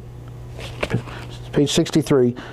Mind is a function of the cells of the brain. Now think about high blood pressure. Where's your high blood pressure? High blood pressure is a function. In fact, it doesn't even mean that you're diseased. It means something in the body is creating that high blood pressure. Something's off. It's really a feedback that says, hey, the blood pressure's off, get the blood pressure under control. Not that you have high blood pressure. Treat high blood pressure in that case. So the mind is a function. It's not a location. It's the activities of the cells. And we're going to get to a slide where we talk about what is mind. And mind is that part that is aware and conscious of what's going on at the moment. Anything that you're not aware of then gets termed subconscious, so to speak, or unconscious. So it's a function of the cells of the brain vibrating when the sensories from the outside world comes in, and whichever vibrates the loudest gets your attention. And in fact, I thought this was a great question, and I'm going overboard, but in some cases where we think that we are acting consciously and that we're in charge and we have free will sometimes, the neuroscience research says that the moment that a sensory input comes in, our brain has already processed it and already creating a motor action before you're consciously aware of it. And if you're not sure, look at when you hear a horn and you're like, you didn't think. It happened. The thought came in, it processed it as good or bad, and it acted before you were even consciously aware of it. It was all subconscious. You were all unconscious. So was that free will, or that was reflexive?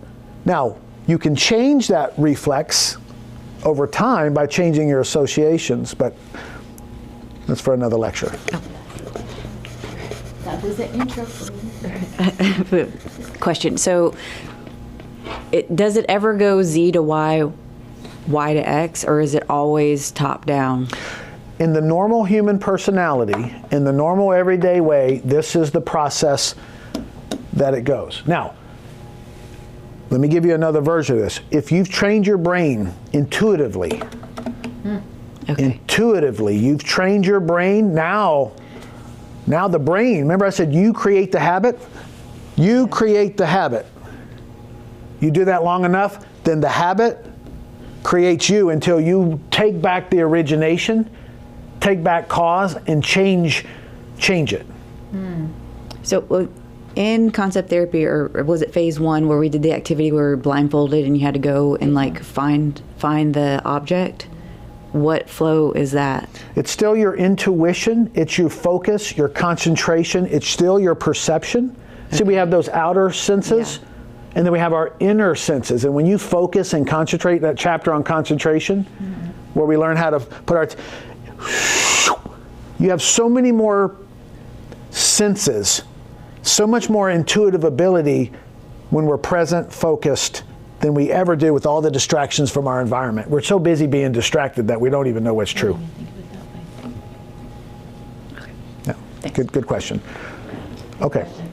Is that okay? So before we go to break, I got a little demonstration. I want to show you, this is the coolest little demonstration. You can just stay in your chairs and do this. I'm going to show you how easy it is to visualize a suggestion yourself into your own body, where you're in charge of it, eyes open, no great focus. And we're going to do this because I want you to see how easy it is to place a suggestion. And then just so happens, as I'm originating, I'm the authority right now for some of you I'm not. And you'll do or won't do, but just play along with this because I think you'll like this. We're going to call this magnetic fingers, okay? So you're going to hold your fingers like this, okay? Just press them together, just so you feel that, right? So you're pressing them. Now, the next thing is in a second, don't do this yet, just in a second, I'm going to ask you to spread your fingers apart, and then you're going to imagine your fingers are magnets, and that they're coming together, and they're going to come together like this. So go ahead, open your fingers, and you're imagining that those two, let the fingers come together on their own. You can try to keep them apart. You won't be able to do it.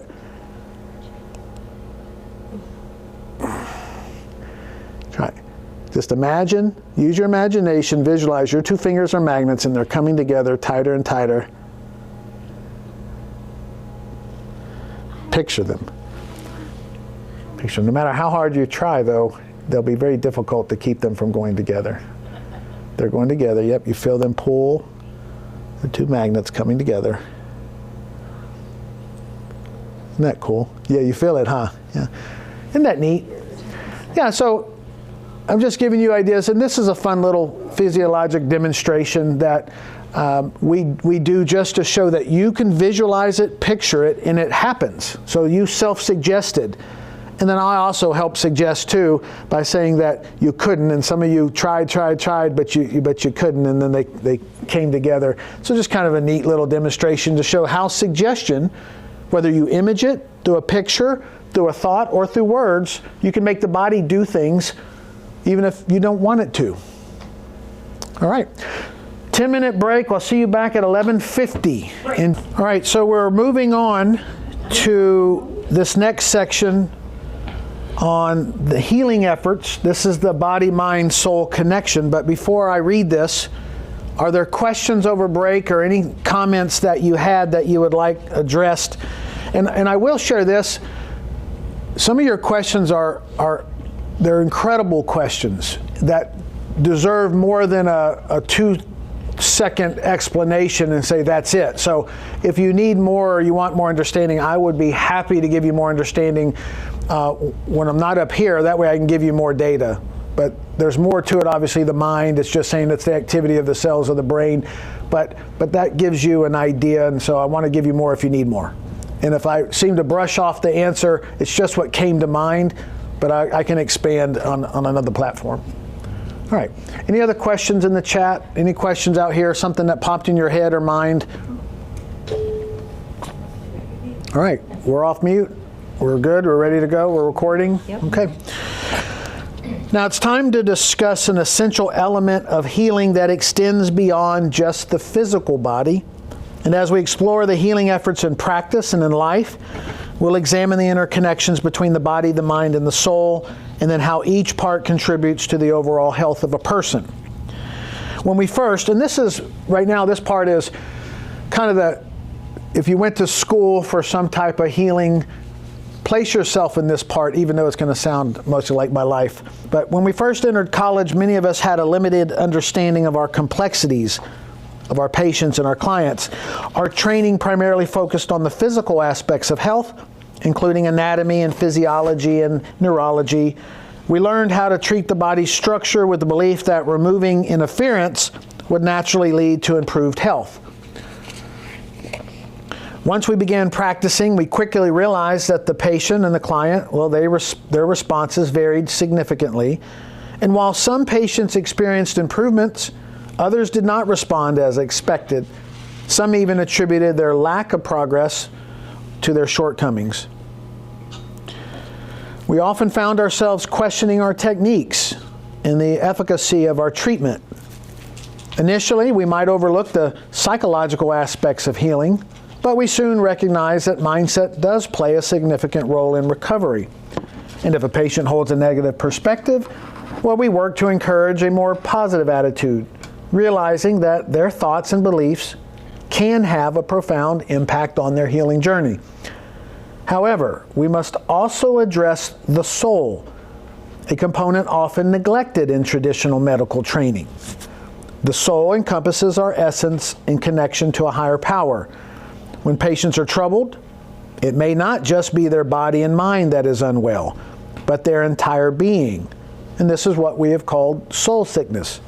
Recognizing this aspect allows practitioners to address the whole person. Hippocrates, often referred to as the father of medicine, he foresaw that future physicians would need to heal the complete individual, the body, the mind, and the soul. And today, even with our medical profession, there is a growing acknowledgement that a significant percentage of diseases have mental rather than physical origins, leading to the rise of psychosomatic medicine. In our approach to suggestive therapy, we begin by teaching the concept that healing originates from a divine or universal consciousness that exists within all of us. This consciousness, referenced in different contexts as innate, if we're talking chiropractic, or nature, if we refer to medicine, and it represents the intelligent force behind healing, often referred to as the subconscious. And through various healing modalities, whether it's chiropractic adjustments, whether that's psychotherapy, whether it's medicine or spiritual practices, we see that when this universal power is contacted and directed through suggestion, healing results. And this underscores the idea that the treatment method itself is less important. The treatment method itself is less important than the faith and the belief both the practitioner and the patient or client have in their treatment. Effective healing engages the complete person, the body, the mind, and the soul, along with an acknowledgement of the universal consciousness that is within us. And as we move forward in our practices and in our life, embracing this holistic perspective will empower us to create health, not merely treat disease. And that's what I wanted to point out when I use that. One is creating health, and one is treating disease. We create health, or do we treat disease? Two different perspectives, two different vibrations, two different images there. So back to this idea.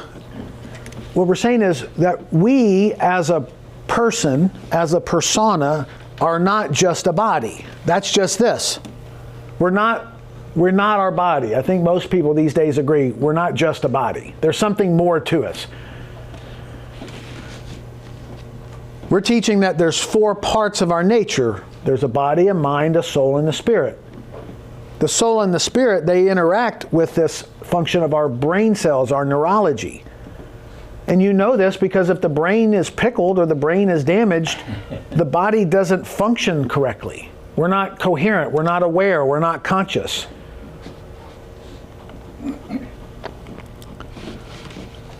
You are a soul. You have a body, a mind, and this power, this spirit is within you. This is one of the principles that we're trying to teach, that you want to work the whole mechanism. We refer to spirit as that invisible and incorporeal principle, or the animating force within. If you're not sure what that is, well, let's just call it the power that breaks down the food and digests it and eliminate the waste and builds the muscles and bones. Call it what it is. You can have any other word. You cut your finger and it heals. That's the power within. And again, Dr. Fleet, when he's saying soul, the way he's defining it is you. It's the thinker. It's not your thoughts. The actor, but not the actions. The feeler, but not the feelings. We're not our feelings. We're not our actions. The willer, not the voluntary action. And then, of course, the conscious subject, not your senses. It's the part of us that chooses to accept things. That's how we're defining the word soul in this context. And then I thought you might like this on the mind. So look at this. Everyone has a different definition. And that's, I think, the problem we run into sometimes is we're using different definitions trying to communicate the same thing. If we look at mind for a minute, we have conscious mind, subconscious mind. Now we've depicted it this way, not that the conscious mind is in the top half of your brain and the subconscious is in the bottom half. It's just showing you as a picture of how we can relate this to the overall nature of man. Objective or subjective mind? Superconscious, subconscious. Or you've even heard of subliminal. Well, these are all functions, and I'll explain this. Or we could take another aspect. We said soul or spirit. You take the construct, whether it's philosophical, theological, or scientific, you can put your words here. We could, in neuroscience, we could say the higher cortical functions of the brain, the lower amygdala aspects. Some would say the human mammalian brain and the reptilian amphibian brain. The soul, the thinker, the actor, the feeler, the conscious subject, versus here we could put God, nature, innate, energy, power within, universal intelligence, unknown, or spirit, the doer. Again, use whatever word that fits this, but that's what we're communicating. But watch this. All these are types of mind and how we reference. But in reality, we have one mind. There's just one. It's just the part of the brain that is above normal vibration at the time. Let me give you an example of what I mean. I want you to think right now of a pineapple. You all have a picture? Okay, you were not thinking about pineapple, but there were brain cells vibrating in there at a frequency, at a resonant level of pineapple. I, through my mouth, went to your ears, or you read my lips, and I said pineapple, and that vibrated some brain cells that brought that vibration up. Now you're thinking pineapple. But in a few minutes, that vibration will go down, and you're no longer, now you're unconscious of pineapple. It's still vibrating, but you're unconscious of it. So we're defining mind as that part of you that's aware at the moment that you're conscious of. Right? I know that's a little bit in depth, but it'll give you an idea of how to think. You are the guardian that determines which ideas are permitted to pass into your subconscious mind. You. If you give your power to someone else, then their ideas operate your body. You're the puppet of their ideas. And sometimes that's great. There's a lot of people I trust to give me instruction and direction, and I don't question it. And sometimes that's good. Sometimes not. I'm sorry. I know. So again, more for you just to think with. When we talked about composite, we're meaning two come together as one, or many come together as one. This is what happens when you go to your doctor, or you have someone, a teacher, that you've given them they're your authority in some aspect of life. You're on rapport. You're in resonance. You're in tune. You've created a bond.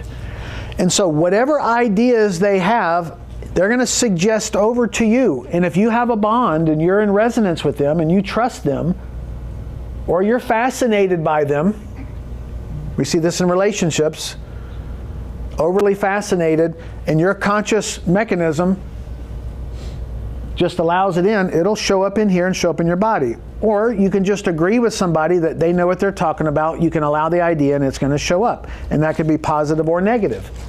That's how it works.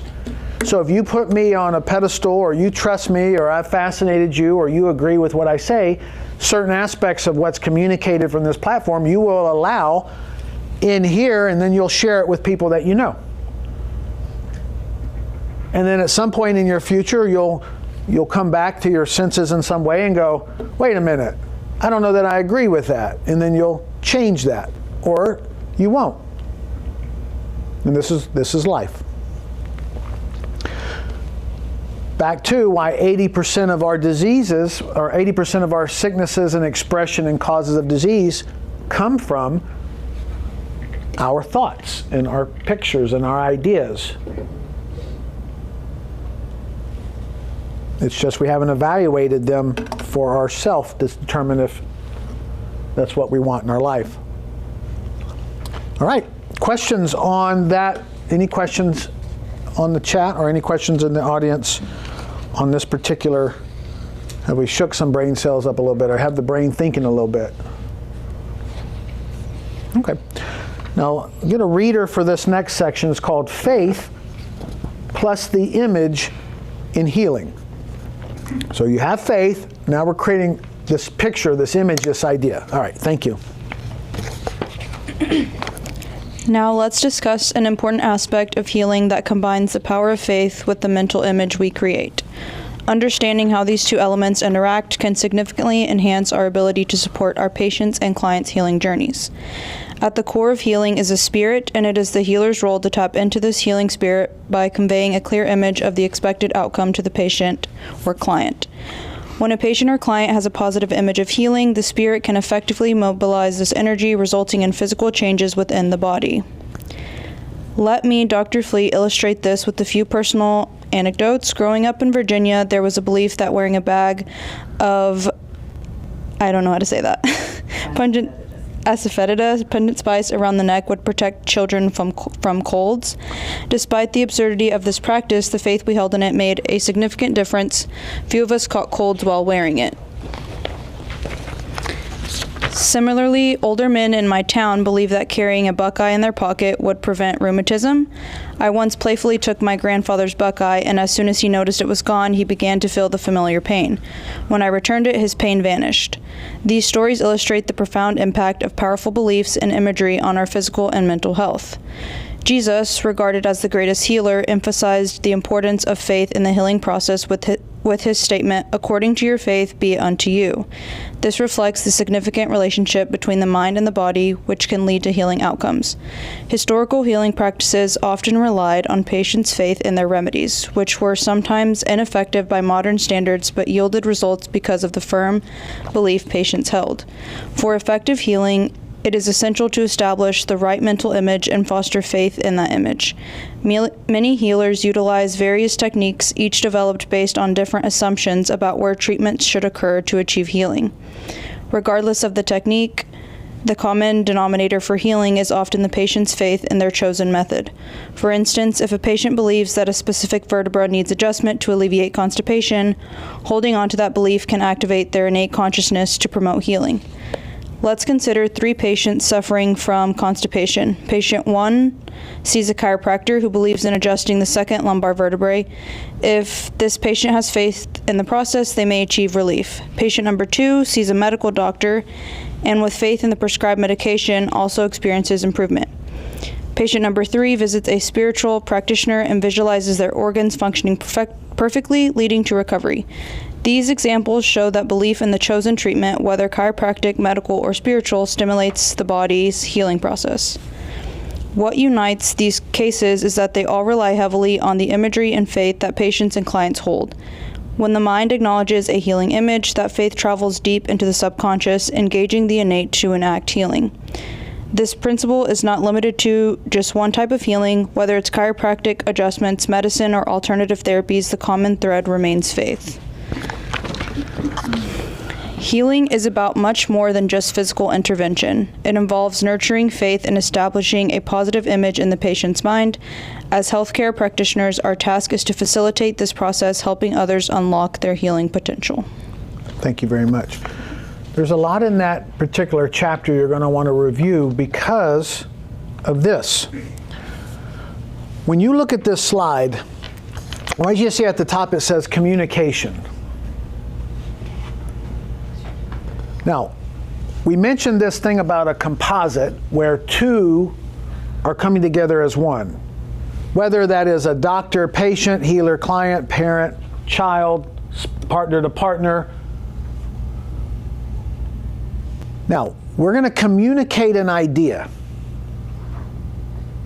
This idea of healing over to our client. Now, being that you are in rapport, being that you're in resonance, being that the 2 of you are acting as one, being that you have a bond that you've established either because you've agreed on an outcome or there's some level of fascination involved, this idea is going to be suggested over here. Now, one way is through gestures. We can make a lot of gestures. We could go, "Good job," or "Okay," or "That's strong." Those are positive gestures. We have other gestures that we use and that communicate. So the suggestion carries the idea. This is conscious to conscious now. Speech, this is what I'm doing here. Our speech. This is why we mentioned life and death are in the power of the tongue. Because I can communicate an idea to you, and if you accept it, and that comes down into your subconscious and you carry it out, that's what's happening every day, all day. It happened from the time we were children. We were suggested, and we just carry it out.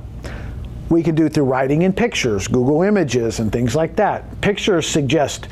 Movie theaters suggest all the time to us when they put up popcorn and Coke and candy and billboards.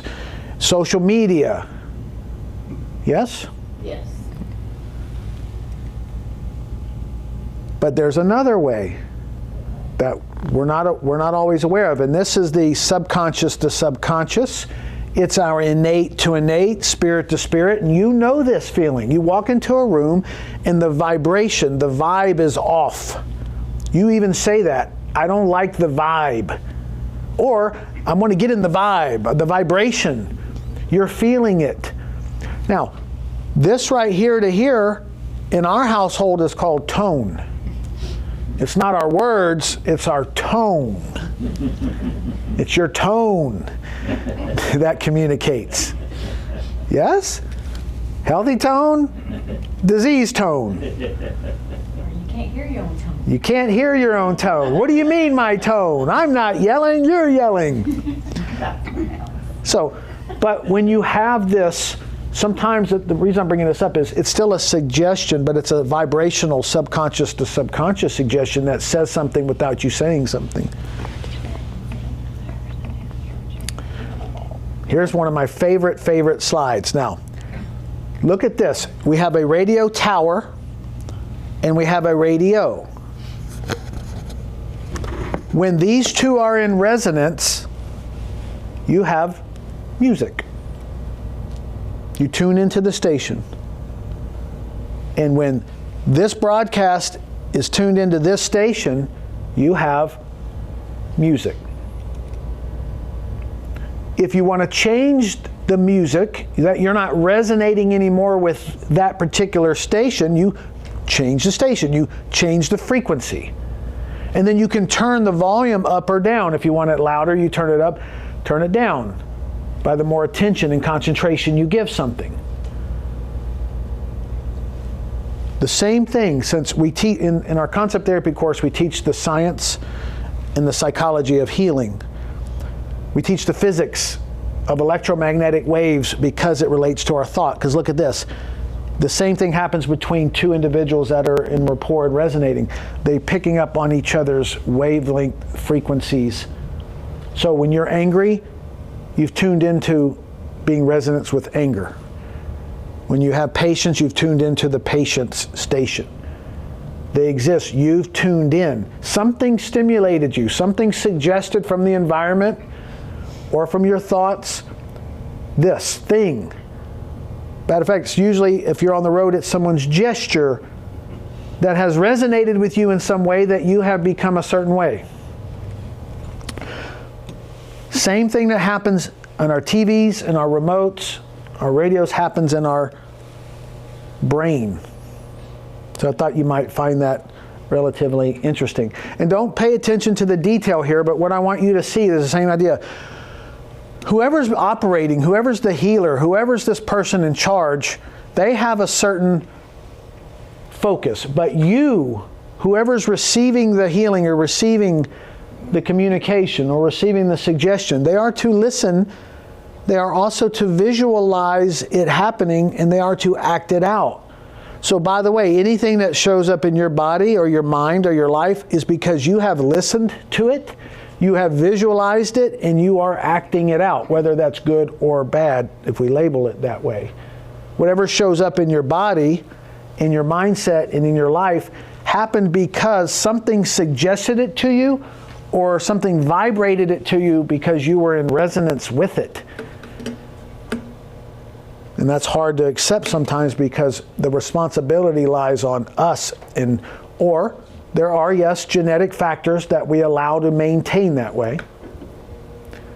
But it's tough because you are responsible in some kind of way for changing it or leaving it the same. You can leave it the same or you can change it once you're aware.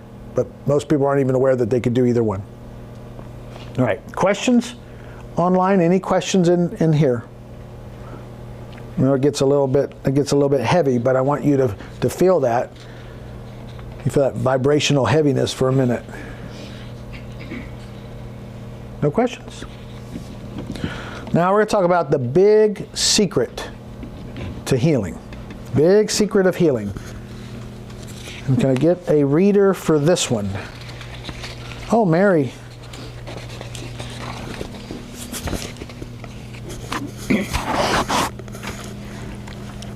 I want to reveal a fascinating and transformative aspect of healing, one that revolves around the interplay of faith, imagery, and the body's innate healing power.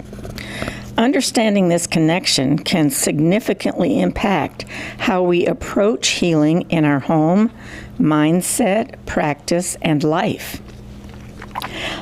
Let's begin with a remarkable story about Dr. Locke, a doctor from Canada who discovered something extraordinary.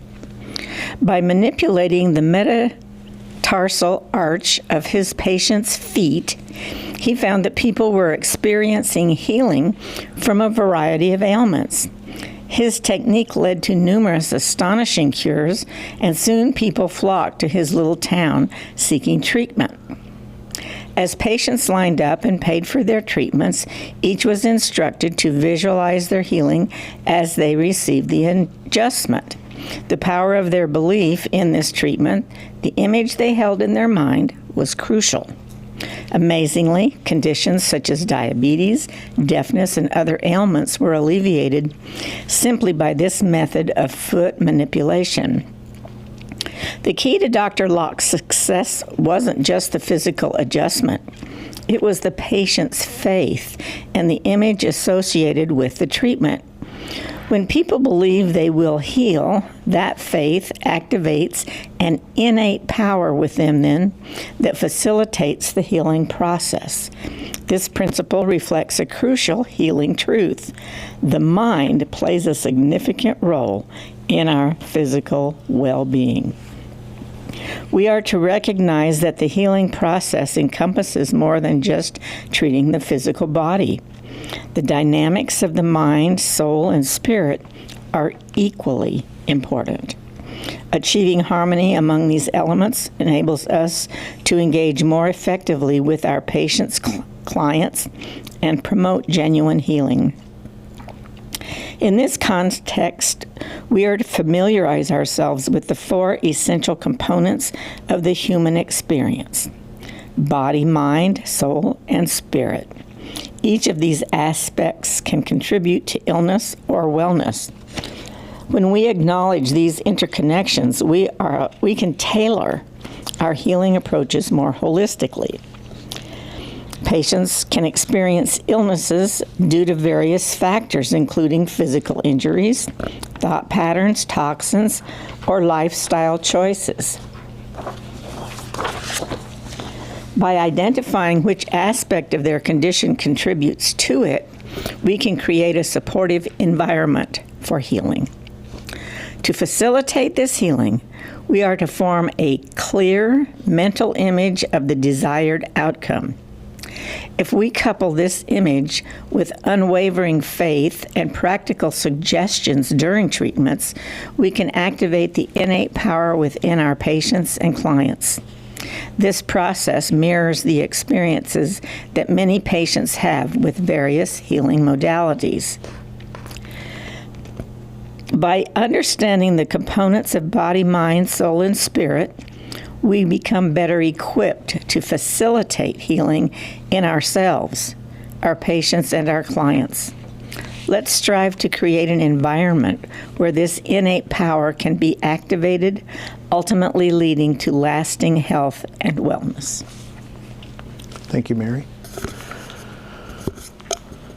Yeah, so just a reminder on this, in this Cause of Disease book, 3 causes of disease.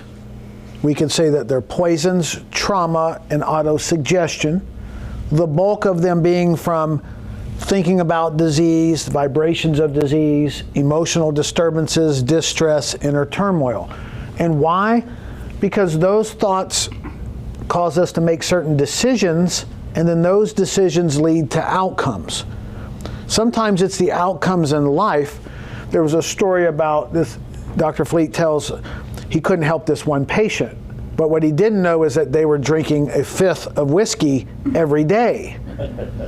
Well, so he didn't know this, so he wasn't able to fix them, but then he went to church, he got his soul right, he decided to give up the alcohol, and so it was the giving up of the alcohol that created it was the alcohol that was creating the problem. He got his life right, quit the action of drinking alcohol, and next thing you know, he's better. So our thoughts lead to decisions, which lead to actions or habits. First you create the habit, then the habit creates you. You fall down the stairs, you get bit by something, you go to the doctor and you get that handled. That's something from the physical. Now, you still didn't reason correctly because you went into the woods with known insects that bite, and you didn't wear repellent, or you wore shorts, or whatever the case is, you didn't reason correctly, and maybe if that happened, you learned later to don't do that, or modify your life in the process. But our symptoms are simply a feedback to say that we're violating some aspect of this fourfold nature that we have. I think I went too far. Oh, there you go. So remember that life, our life, is the action of the spirit and the soul through the body. And then when we say spirit, this is the part that is just carrying out what we've told it to do. It's just doing what we've instructed it to do. We eat the biscuit, it breaks it down. It doesn't care that it doesn't have the nourishment that we need. It just takes what it has and it does the best it can do. And if you do not feed it adequately, it pulls from the bones and the muscles and other places to get the nourishment. That part of us is amoral. It doesn't care. It doesn't have a judgment on what you do. It just takes a command from you and just does it. Again, I like the analogy of the biscuit because it makes sense. We do that every day. We choose the food, we put it in. Once it's in there, it's out of our control. We can put different food in and get a different response. All right, questions on that section? All right, getting closer to the finishing. Now, I'm going to read this next section. The purpose of this talk isn't chiropractic, but Dr. Fleet was helped by a chiropractor. He was a chiropractor. He initially taught this for chiropractors because he wanted the chiropractors to be able to heal the patients that they had. And when he figured this out, that's what his goal was. So I'm going to read this. Just know it has a chiropractic twist. Just follow along just so you have some of the history.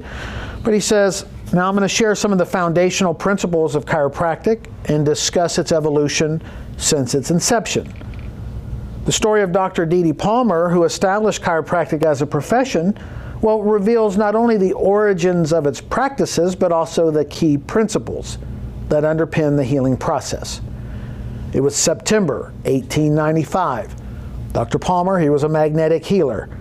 He discovered an abnormal lump on the spine of a man named Harvey Lillard. Curious to see if he could correct the misalignment, well, he manipulated the bone back into place. And to his astonishment, Lillard, who had been deaf for years, regained his hearing immediately, all thanks to that first chiropractic adjustment. Now, this transformative experience prompted Dr. Palmer to theorize that other misalignments could, in a similar way, lead to various health issues. He believed he had uncovered a new science, and he subsequently asked a friend to coin a name for it, resulting in the term chiropractic, which means with hands. And thus chiropractic was born from an idea that adjusting the spine could restore health and well-being. Now, in the early days, there were no formal textbooks or extensive studies on chiropractic. Instead, Dr. Palmer taught his first students directly from his home. Students were encouraged to grasp the principle behind the adjustments. The simple but powerful idea was that when bones were misaligned, they could disrupt bodily function, and realignment could restore health and function. As these early chiropractors, as they expanded their practices, they encountered skepticism and persecution. Nevertheless, their unwavering faith and commitment to the principle of adjusting bones led to numerous successful treatments of various ailments. They believed, the chiropractor believed, that by correcting misalignments, they could unlock this innate intelligence within the body that would facilitate healing. This concept of innate intelligence was central to their philosophy. They believed that when given the proper adjustment in the right environment, the body would heal itself. And this concept may not always be at the forefront of the modern chiropractic education, but it is crucial to understanding the fundamental principle behind the treatment. Over time, chiropractic has evolved into a more structured field with the development of various techniques and methodologies. Today, practitioners are trained in the science and art of adjustments, learning precisely how to realign vertebrae to alleviate pain and promote healing. This specialization has led to the development of numerous schools of thought within chiropractic care. But here's the point of this, the loss of the principle because we said that chiropractic as a whole, the profession now is about the science and art of making the adjustment. That wasn't Dr. Palmer's earliest idea. It wasn't about a technique. It was the principle behind the technique that when the bone was realigned, the power could communicate to the body. Well, the metaphor for a bone out of place is a suggestion that's out of place, a picture that's a negative picture, an unhealthy picture. What in chiropractic we would say a subluxated bone, a misaligned bone, where we have a subluxated or misaligned brain or function of the brain. But he says, despite these advances, many of us, modern chiropractors, may not fully embrace the original principles of chiropractic that emphasize the importance of faith, imagery, and the innate power, the power within. The focus has shifted more towards technique than the underlying principle of every patient's inherent ability to heal. So to practice effectively, we are to return to the core principle that originated with Dr. Palmer. The connection between the treatments and the healing power within. And by understanding and incorporating this dynamic into our practices, we can effectively navigate the complexities of the profession and provide patients with meaningful care. And this is what Dr. Fleet, when he developed his concept therapy and his suggestive therapy and all his other courses, he wasn't interested, and this will be interesting for you chiropractors who have learned a little bit of something about this technique that Dr. Fleet put called zone therapy. His intent was not to create a technique. It was to teach the principles. But us as chiropractors, we like techniques. We like techniques, we want a technique. So we utilize technique, but it's not the technique. Because so many of us have techniques and we get people well, and some of our techniques don't. So it's always the principle behind the technique. So, and those of you that are chiropractors, or those of you that do work with muscles, bones, and nerves, this book right here is, if you're interested, you can get this from the Institute. It's on some of the neurology and the neuroscience of how our thoughts throw our nervous system out of order, which make muscles tight, which pull bones out of place and create these misalignments. And so we can put the bones back in place physically, but if you don't fix what created that in the first place, they may not have restored health and wellness. And that goes the same for any technique that anyone's using. If we don't fix what's creating it, there might be the hidden fifth of whiskey behind the scenes that we don't know. That's the metaphor for some other thing that we're not aware of. Okay. Questions on that section, on a little bit of that? So again, Dr. Fleet's main purpose was to teach universal law and universal principles on what creates disease. Is it a disease of the mind? Is it a disease of the body? Is the actions that we do of the soul? And then how do we take and remove those causes from our life? Change our habits, our negative habits to positive habits, so we have a positive expression. Whichever technique you use, he's saying you have faith in your technique, you create a healthy picture, an image behind it, so the brain can start to see it and feel it and give it to you, so that now your decisions are based on the pictures and images that you've created. You feel it, you had feeling to it. And then all of a sudden your brain starts showing you with your sensory system the things that support health. And you've seen this before. You desire a certain vehicle, or you purchase a new vehicle, and all of a sudden now you're aware of all the vehicles that are like yours. It's because your brain hadn't provided you that. But now that you're aware of it, it starts showing you that it already exists all around you.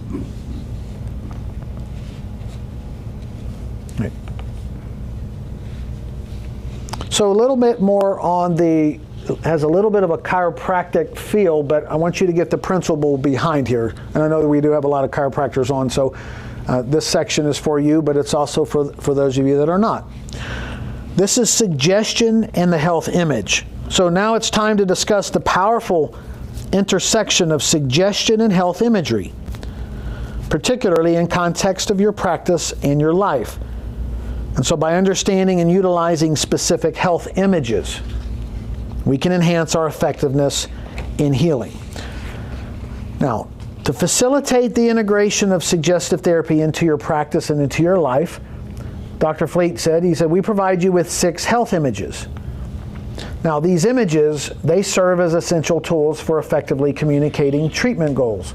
For instance, if you have a patient or a client with constipation, you can explain how the treatment will support their elimination system. Now, if you'll look up here for a minute, now, all of you may or may not decide to use these, but what Dr. Fleet determined was that at that time that there were 6 regulatory centers in the body. 6 centers that controlled all the functions of it. And those 6 centers were called the glandular system, the elimination system, the nerve system, the digestive system, the muscular system, and the circulatory system. And he said that every disease that you could ever come up with had to fit in one or more of those categories. So the technique he created was basically any patient that comes in, we could either by the feel of certain places on the back of the head or by certain survey that we could determine which system of your body was out of alignment or disrupted or not functioning, and if we restored that system, then the rest of the body would flow. And he created specific vertebrae adjustments along with suggestions that follow. So we create this image and a suggestion that follow. And so he goes on to say, it's crucial to be clear with patients or clients about their treatment. For example, you might say, I find that your elimination system is out of order. I'm going to treat you and release the nerve supply to this system.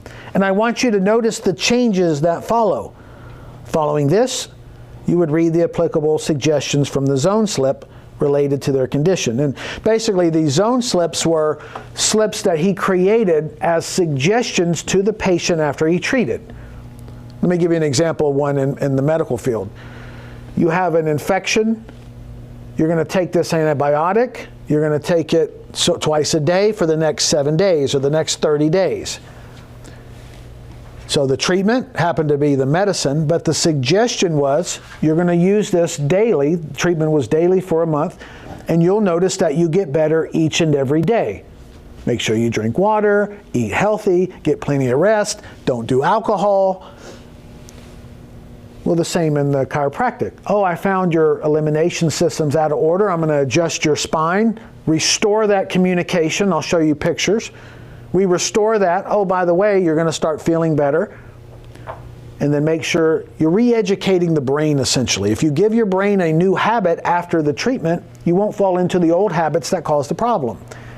And Dr. Fleet discovered that in treating, he says that there's no real healing without teaching, meaning healing happens when you change the things that got you in trouble. It happens when you re-educate your subconscious, make a new habit towards health. Because first you create the habit, then that habit creates you. If you don't change the way you're doing things, then the things you're doing will keep giving you the same result. You've heard this over and over again. So these slips, and you all have these in your own type of practice. You have suggestions that you give your clients and patients afterwards. We do it with our children. They rough up their knee. Come here, let us kiss it. You kiss it, all better now. That's a post-treatment suggestion. Let me put a Band-Aid on it. Let me put some ointment and a Band-Aid. Okay, thanks, Mom. Or they fall down. We have a 6 and a 2-year-old grandchildren. The 2-year-old falls down, and we get all excited. Yay! Instead of a negative. Oh, are you okay? One reaction allows for crying. The other action allows for laughing. Which do you choose? They're just suggestions after the event.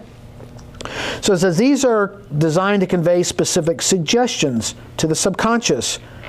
And when the patient or client has faith in the treatment, they also read these slips. The suggestions penetrate their subconscious, serving as a direct order to their innate intelligence to enact the healing.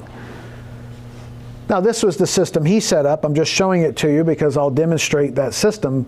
But whatever system you have, there's something to follow up and change your actions so that you don't fall into the same situation.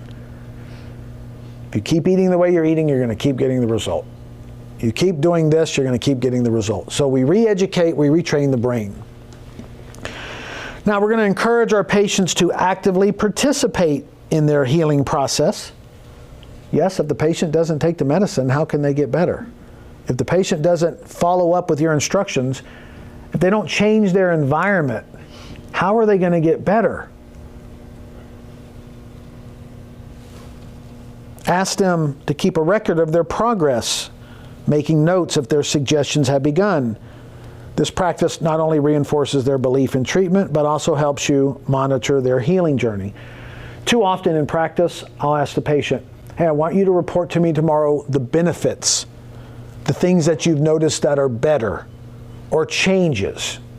Not tell me if you're better or worse. I want them to look for changes that are positive. And too often they say, well, I still hurt. So, but you were at a 10, now you're at an 8. Yeah, but I still hurt. And so, yep, and guess what? Tomorrow, it's going to go from an 8 to a 6. Are you doing those stretches that we talked about? Well, no, not yet. Okay. Are you changing your diet? Are you working? Are you reading the Bible? Whatever it is, are you doing that? And they say no. I said, well, the expectation for you to get better will be much faster if you help me. If you expect me to be the only one that's creating this, you're at I want you to have a part in it. I want you to change the habit. So that's what this is essentially saying. And it says, and as we continue treating the elimination zone, you're going to see improvements in your condition. And once this system's been restored to normal, well, then we can go to the next system and improve that. This structured method leads to reproducible healing process. And this approach to healing, here's the approach. So regardless of what I put up here, here's what you need to know for yourself and for your clients and your patients. This approach to healing, it's rooted in the images you and them provide. The faith will transform the care into a precise science with the right tools. The right images, the right slips, the right techniques, the right booklets, you can enhance your practice without changing your existing methods. The key takeaway as we wrap this thing up is that healing is only as effective as the image you create, the picture you create, the ideas that you create, and the faith that you foster, your faith and their ability to have faith in you. You communicating in a right way and them to listen and to carry it out. If there's no clear image, treatments become more physical in action without direction. And remember that the patient or the client's belief plays a crucial role in the outcome. Using suggestions, and then we pair those with health images that allow you to work more effectively. And by applying the principles of suggestive therapy, you empower yourself, your patients, and your clients to actively engage in the healing process. And as you put these techniques into practice, you will find that they become an integral part of your approach. And so the idea, these are just to give you the beginnings of what's involved in the process of healing. You already do this, but you're not aware that you're doing it, some of you. And so you're on a hit and miss system. If you understand the principles behind it, you can take the constructive things you do and enhance those, and where you're in areas where you're not succeeding, you can apply these principles and have a higher probability of seeing an outcome that both you desire. All right. And then this is just, in our version, I mentioned charts. Those of you, I can show you these on the wall back there in the treatment room. I just have pictures to show people that, hey, when this happens, this is connected here, and this is connected here, and when we restore this, I give them a picture, an image. I use Google quite a bit. I want them to have an image of what a healthy organ looks like. I don't want to show them pictures of disease organs. I don't want to show them pictures of wear and tear. I want to show them pictures of where they're headed and for them to focus on. And then look at this slide. What you are now, your body, your life, your mindset, your position in life is the result of past the thought. Because the thought and the pictures and your concentration and focus are what manifest into your life. And so there's no such thing as chance. So now it's just an idea of what am I originating to my subconscious, or what am I allowing in there? What pictures?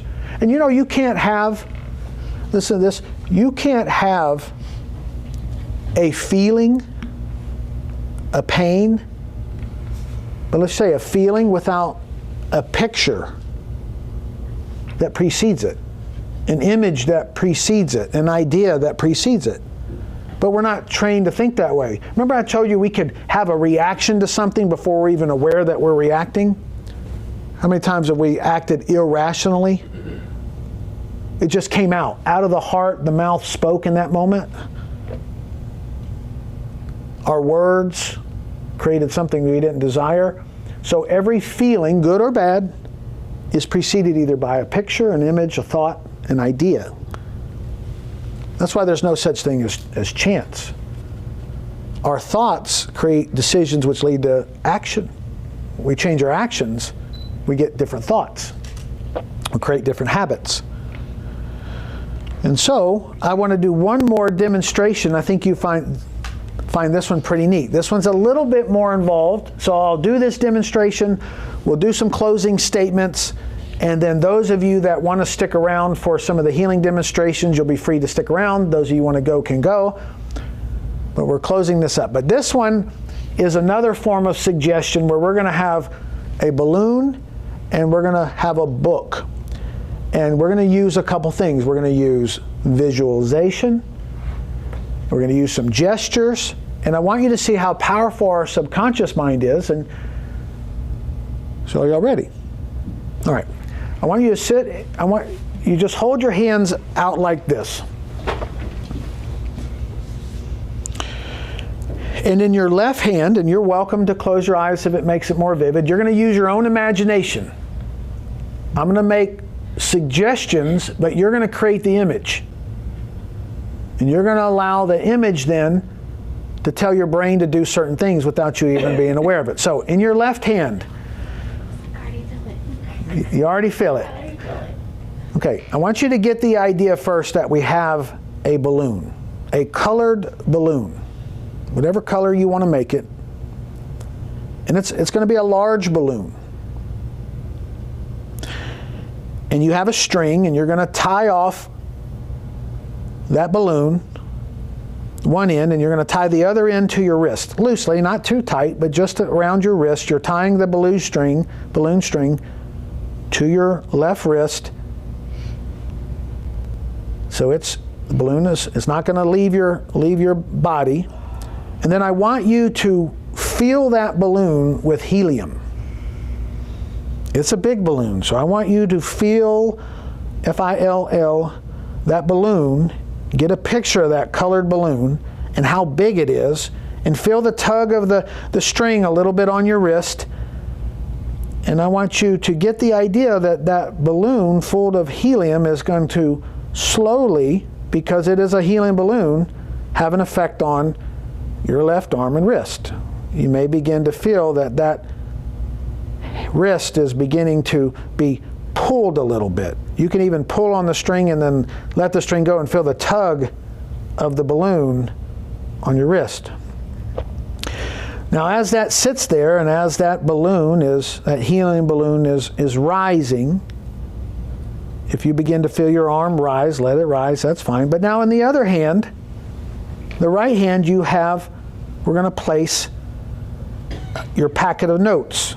Those of you that have a physical copy, you're visualizing that packet of notes just sitting in your hand. Those of you online, some type of magazine that you could visualize in the right hand. And you feel it. As you place that book, you feel the weight of that book. Just gently put weight down on your hand. You feel the texture. Give it whatever title you want. Maybe it's a Time magazine. whatever book you want to place there. Now back in the left hand, I want you to inflate that color balloon a little bit more with some more helium as you feel that left arm be the effect of that balloon. Get the picture of the balloon going up. And now in the right hand, I want you to place another book, a book of medium size. Maybe this is a 200 or 300 page book, something that you might have sitting around the house. I want you to place that book on top of your packet of notes or the magazine. I want you to feel, when you place it, I want you to feel the hand, feel the weight of that book. And as you feel the weight of that book pushing down, I want you to feel the balloon pulling you. Give that balloon a little bit more helium.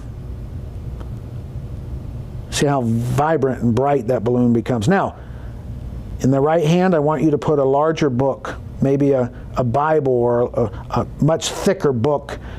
And now you could really feel the weight pressing down on the hands. And so you feel the two contrast, the balloon pulling on your arm up, and allow that to pull up, and the weight of the books, pull your arm down, and just get a picture of the heaviness of the books and the weight of the balloon. Just see it, picture it, feel the tug of the balloon. The balloon is bigger, it's getting bigger. Feel that left arm, see that left arm being pulled by the balloon, and the weight of the books. Okay, now, keep your hands exactly where they are and open your eyes, don't move them, and you're just looking in your own, is there a slightest an inch or two difference, a big difference in the change of the balloon idea versus the books? You can relax your hands. Now, obviously, some of you had big changes, some of you no changes, some of you little changes. Some of you could visualize it, some of you not. But the idea is suggestion, creating a picture, for some really creates the image. Some people aren't very good at visualizing. Some people, they just don't do that. They're not easily suggestible. But who in here wants to share something that you noticed with that event for you? Anybody want to share something? Okay. What'd you notice, Doc? Movie references, like as you were talking about the imagery, I was thinking like Mary Poppins was like coming up, even though it was a kite, not a balloon, but like that was the image of it just getting higher and higher. And then really heavy books in the other hand where like I couldn't even hold. Could you feel the hand shaking? As, yeah. College, I was like resting college it. books. Yeah. The thickness of college books. Yeah. textbooks. Yeah.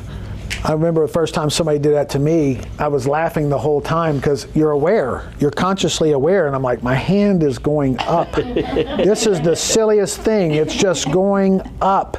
I'm not that suggestible. But I just created the picture, like you said, you have association of the movie, and that has maybe good feels, and you just relive that moment.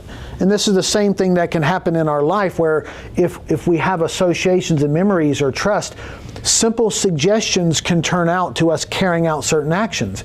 And some of you not. Some of you are very guarded and you're not doing that. But in your own way, somebody could suggest something to you.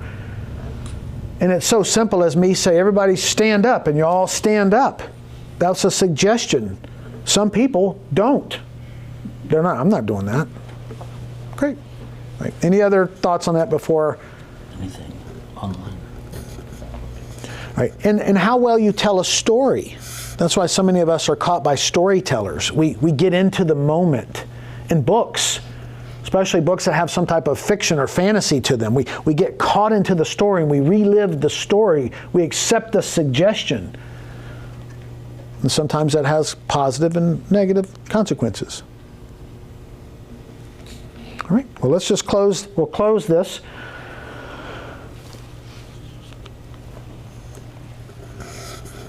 Important question to ask yourself, is truth your authority? Now, the truths that attempted to be discussed today and through Dr. Fleet's work is more on universal law, universal principles, just on facts like that. Or is an authority your truth? Dr. Bobbitt said, so he said it, so it must be true. Because he's a doctor. It must be true. And other yous are like, no, he's not. But is truth your authority? And this is, where do we get this? But just a question for you to ask. Most of us, we didn't evaluate life for ourselves. We just accepted it based on what we've been taught and what others have said, and that's fine. But just be aware that that's the case. If you ask, well, where'd you learn that? Well, who said? Especially when people say you should do this, you need to do this, you got to do this. I said I should. According to who? And you watch them, they become like, well, that's a good question. Well, that's just the way we've always done it. I know. Isn't that scary? The big idea is you guard your inner life from negative aspects of the world. Only allow the beneficial. And how do you know there's negative aspects? Well, look at your body.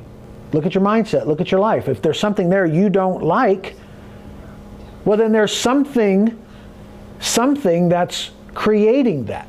And your job is to figure it out. It's just nice when you understand law. Law is of body, mind, and soul. You could look. You've seen this analogy. I think this communicates well. The iceberg where there's a lot of this underneath, and we would assume that the iceberg moves across the ocean by the currents, the wind. But what they found is that's the currents below. There's so much more below the surface. It's the currents that move this iceberg. So in our subconscious is stored so much. It's what's running us, and that could be good. And some of it may not be. And so the idea is as the unconscious stuff comes bubbling up, we're to be conscious, aware of it, and then change it if we don't like it. And if we don't change it, it will just keep reminding us that it's there, and whether you do something with it or not, you do something with it or you don't. But the key is to know thyself, to know thyself. It's self-mastery. In how do you do this? You do it through knowledge. And one of the best ways for me is just universal principles that are true across the board no matter what. Not necessarily a belief, but it's what is factual. We still have our beliefs, but oftentimes people say, well, what do you believe in whatever aspect, whether it's health or whatever? I say, I could tell you what I believe, but I'd rather tell you what I know.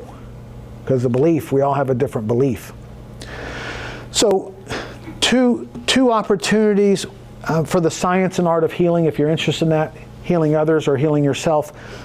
Concept therapy, suggestive therapy. These are both Dr. Fleet's introductory works that he does. These are courses in knowledge. So here's kind of the idea. The suggestive class is coming up soon. It's coming up March 26th through 29th. It's a 4-day course. It's literally 32 hours. Most of you haven't been used to taking courses. New student cost $495. If you've already taken this course, in any course that we ever teach, the review cost is considerably less. It's $175. But if you do it as a group, let's say 2 of us do it together, there's a 25% discount, and so now a new student price is $371.25. And if you've taken the course, imagine 4 days for $131, 32 hours of stuff that you just won't get anywhere else. And there's a 4-week recording that you'll have available after the course to review. The Concept Therapy, it's only a 3-day course. This one's held in San Antonio at the Concept Therapy Institute. This one's here in our own office. 3 days, 23 hours, same cost, same price breakdown. Both are online as well. And Kim reminded me, these can be done in person, they can be done online. And if you're not available, you can still purchase it, and there's a recording that will be there for 4 weeks that you have it. This is the science and art of healing, whether that pertains to suggestion or auto or self-suggestion. Those of you that have this book, I've provided for you in your folder an evaluation booklet that you can evaluate what area of your life might need more help, whether that's body, mind, or soul. It'll lead you to the appropriate chapters to help. If you don't have the book, you're welcome to get the book. We do have some of these in person if you want. They're $20. You can also get them at Concept Therapy Institute. Kim's included in the back of your packet some links that you could hit the link and order that if you want to order that. These also, we have classes every week that this is being taught across the world. They're free classes. We go to the laws of body, laws of mind, laws of soul. Instrumental in our help. There is the self-evaluation packet. I believe, Kim, did you place this? I'm doing it right now. The Concept Therapy Institute has gifted those of you online this book electronically so that you can evaluate yourself. And so if you don't have the Raise the Dawn book, you may consider getting that. If you don't, those of you that do, use this. They have 2 evaluations, one for now, and then after you work on yourself a little bit, one for later, you can see your improvement. For the doctors and the healers, I'm not going to go into a lot of detail here, but there is a Master Healers course. If you're interested, just inquire, because there's a lot. This 113 hours includes the concept therapy class, the suggestive class, and many, many zone healing demonstrations.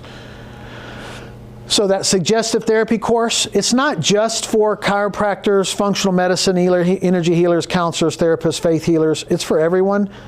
It is the foundation for how suggestions do get into our life and how we can give healthy suggestions for others. But it was set up for the healer and those that practice that. And then lastly, this is being recorded. It'll be sent to our YouTube channel, so you can have it at any time to rewatch or share with other people. It's at Dr. Bobbitt Team. That is there for you. And then lastly, before we break, those of you that want to stay for the healing demonstrations, you're free to. Those of you that would like to go, you're free to go. Online, you can stay or go. You'll still get much out of this presentation as I demonstrate some of these principles on healing, suggestion, images, and post-treatment ideas. Kim, anything else I need to add? So thank you. Thank you for coming.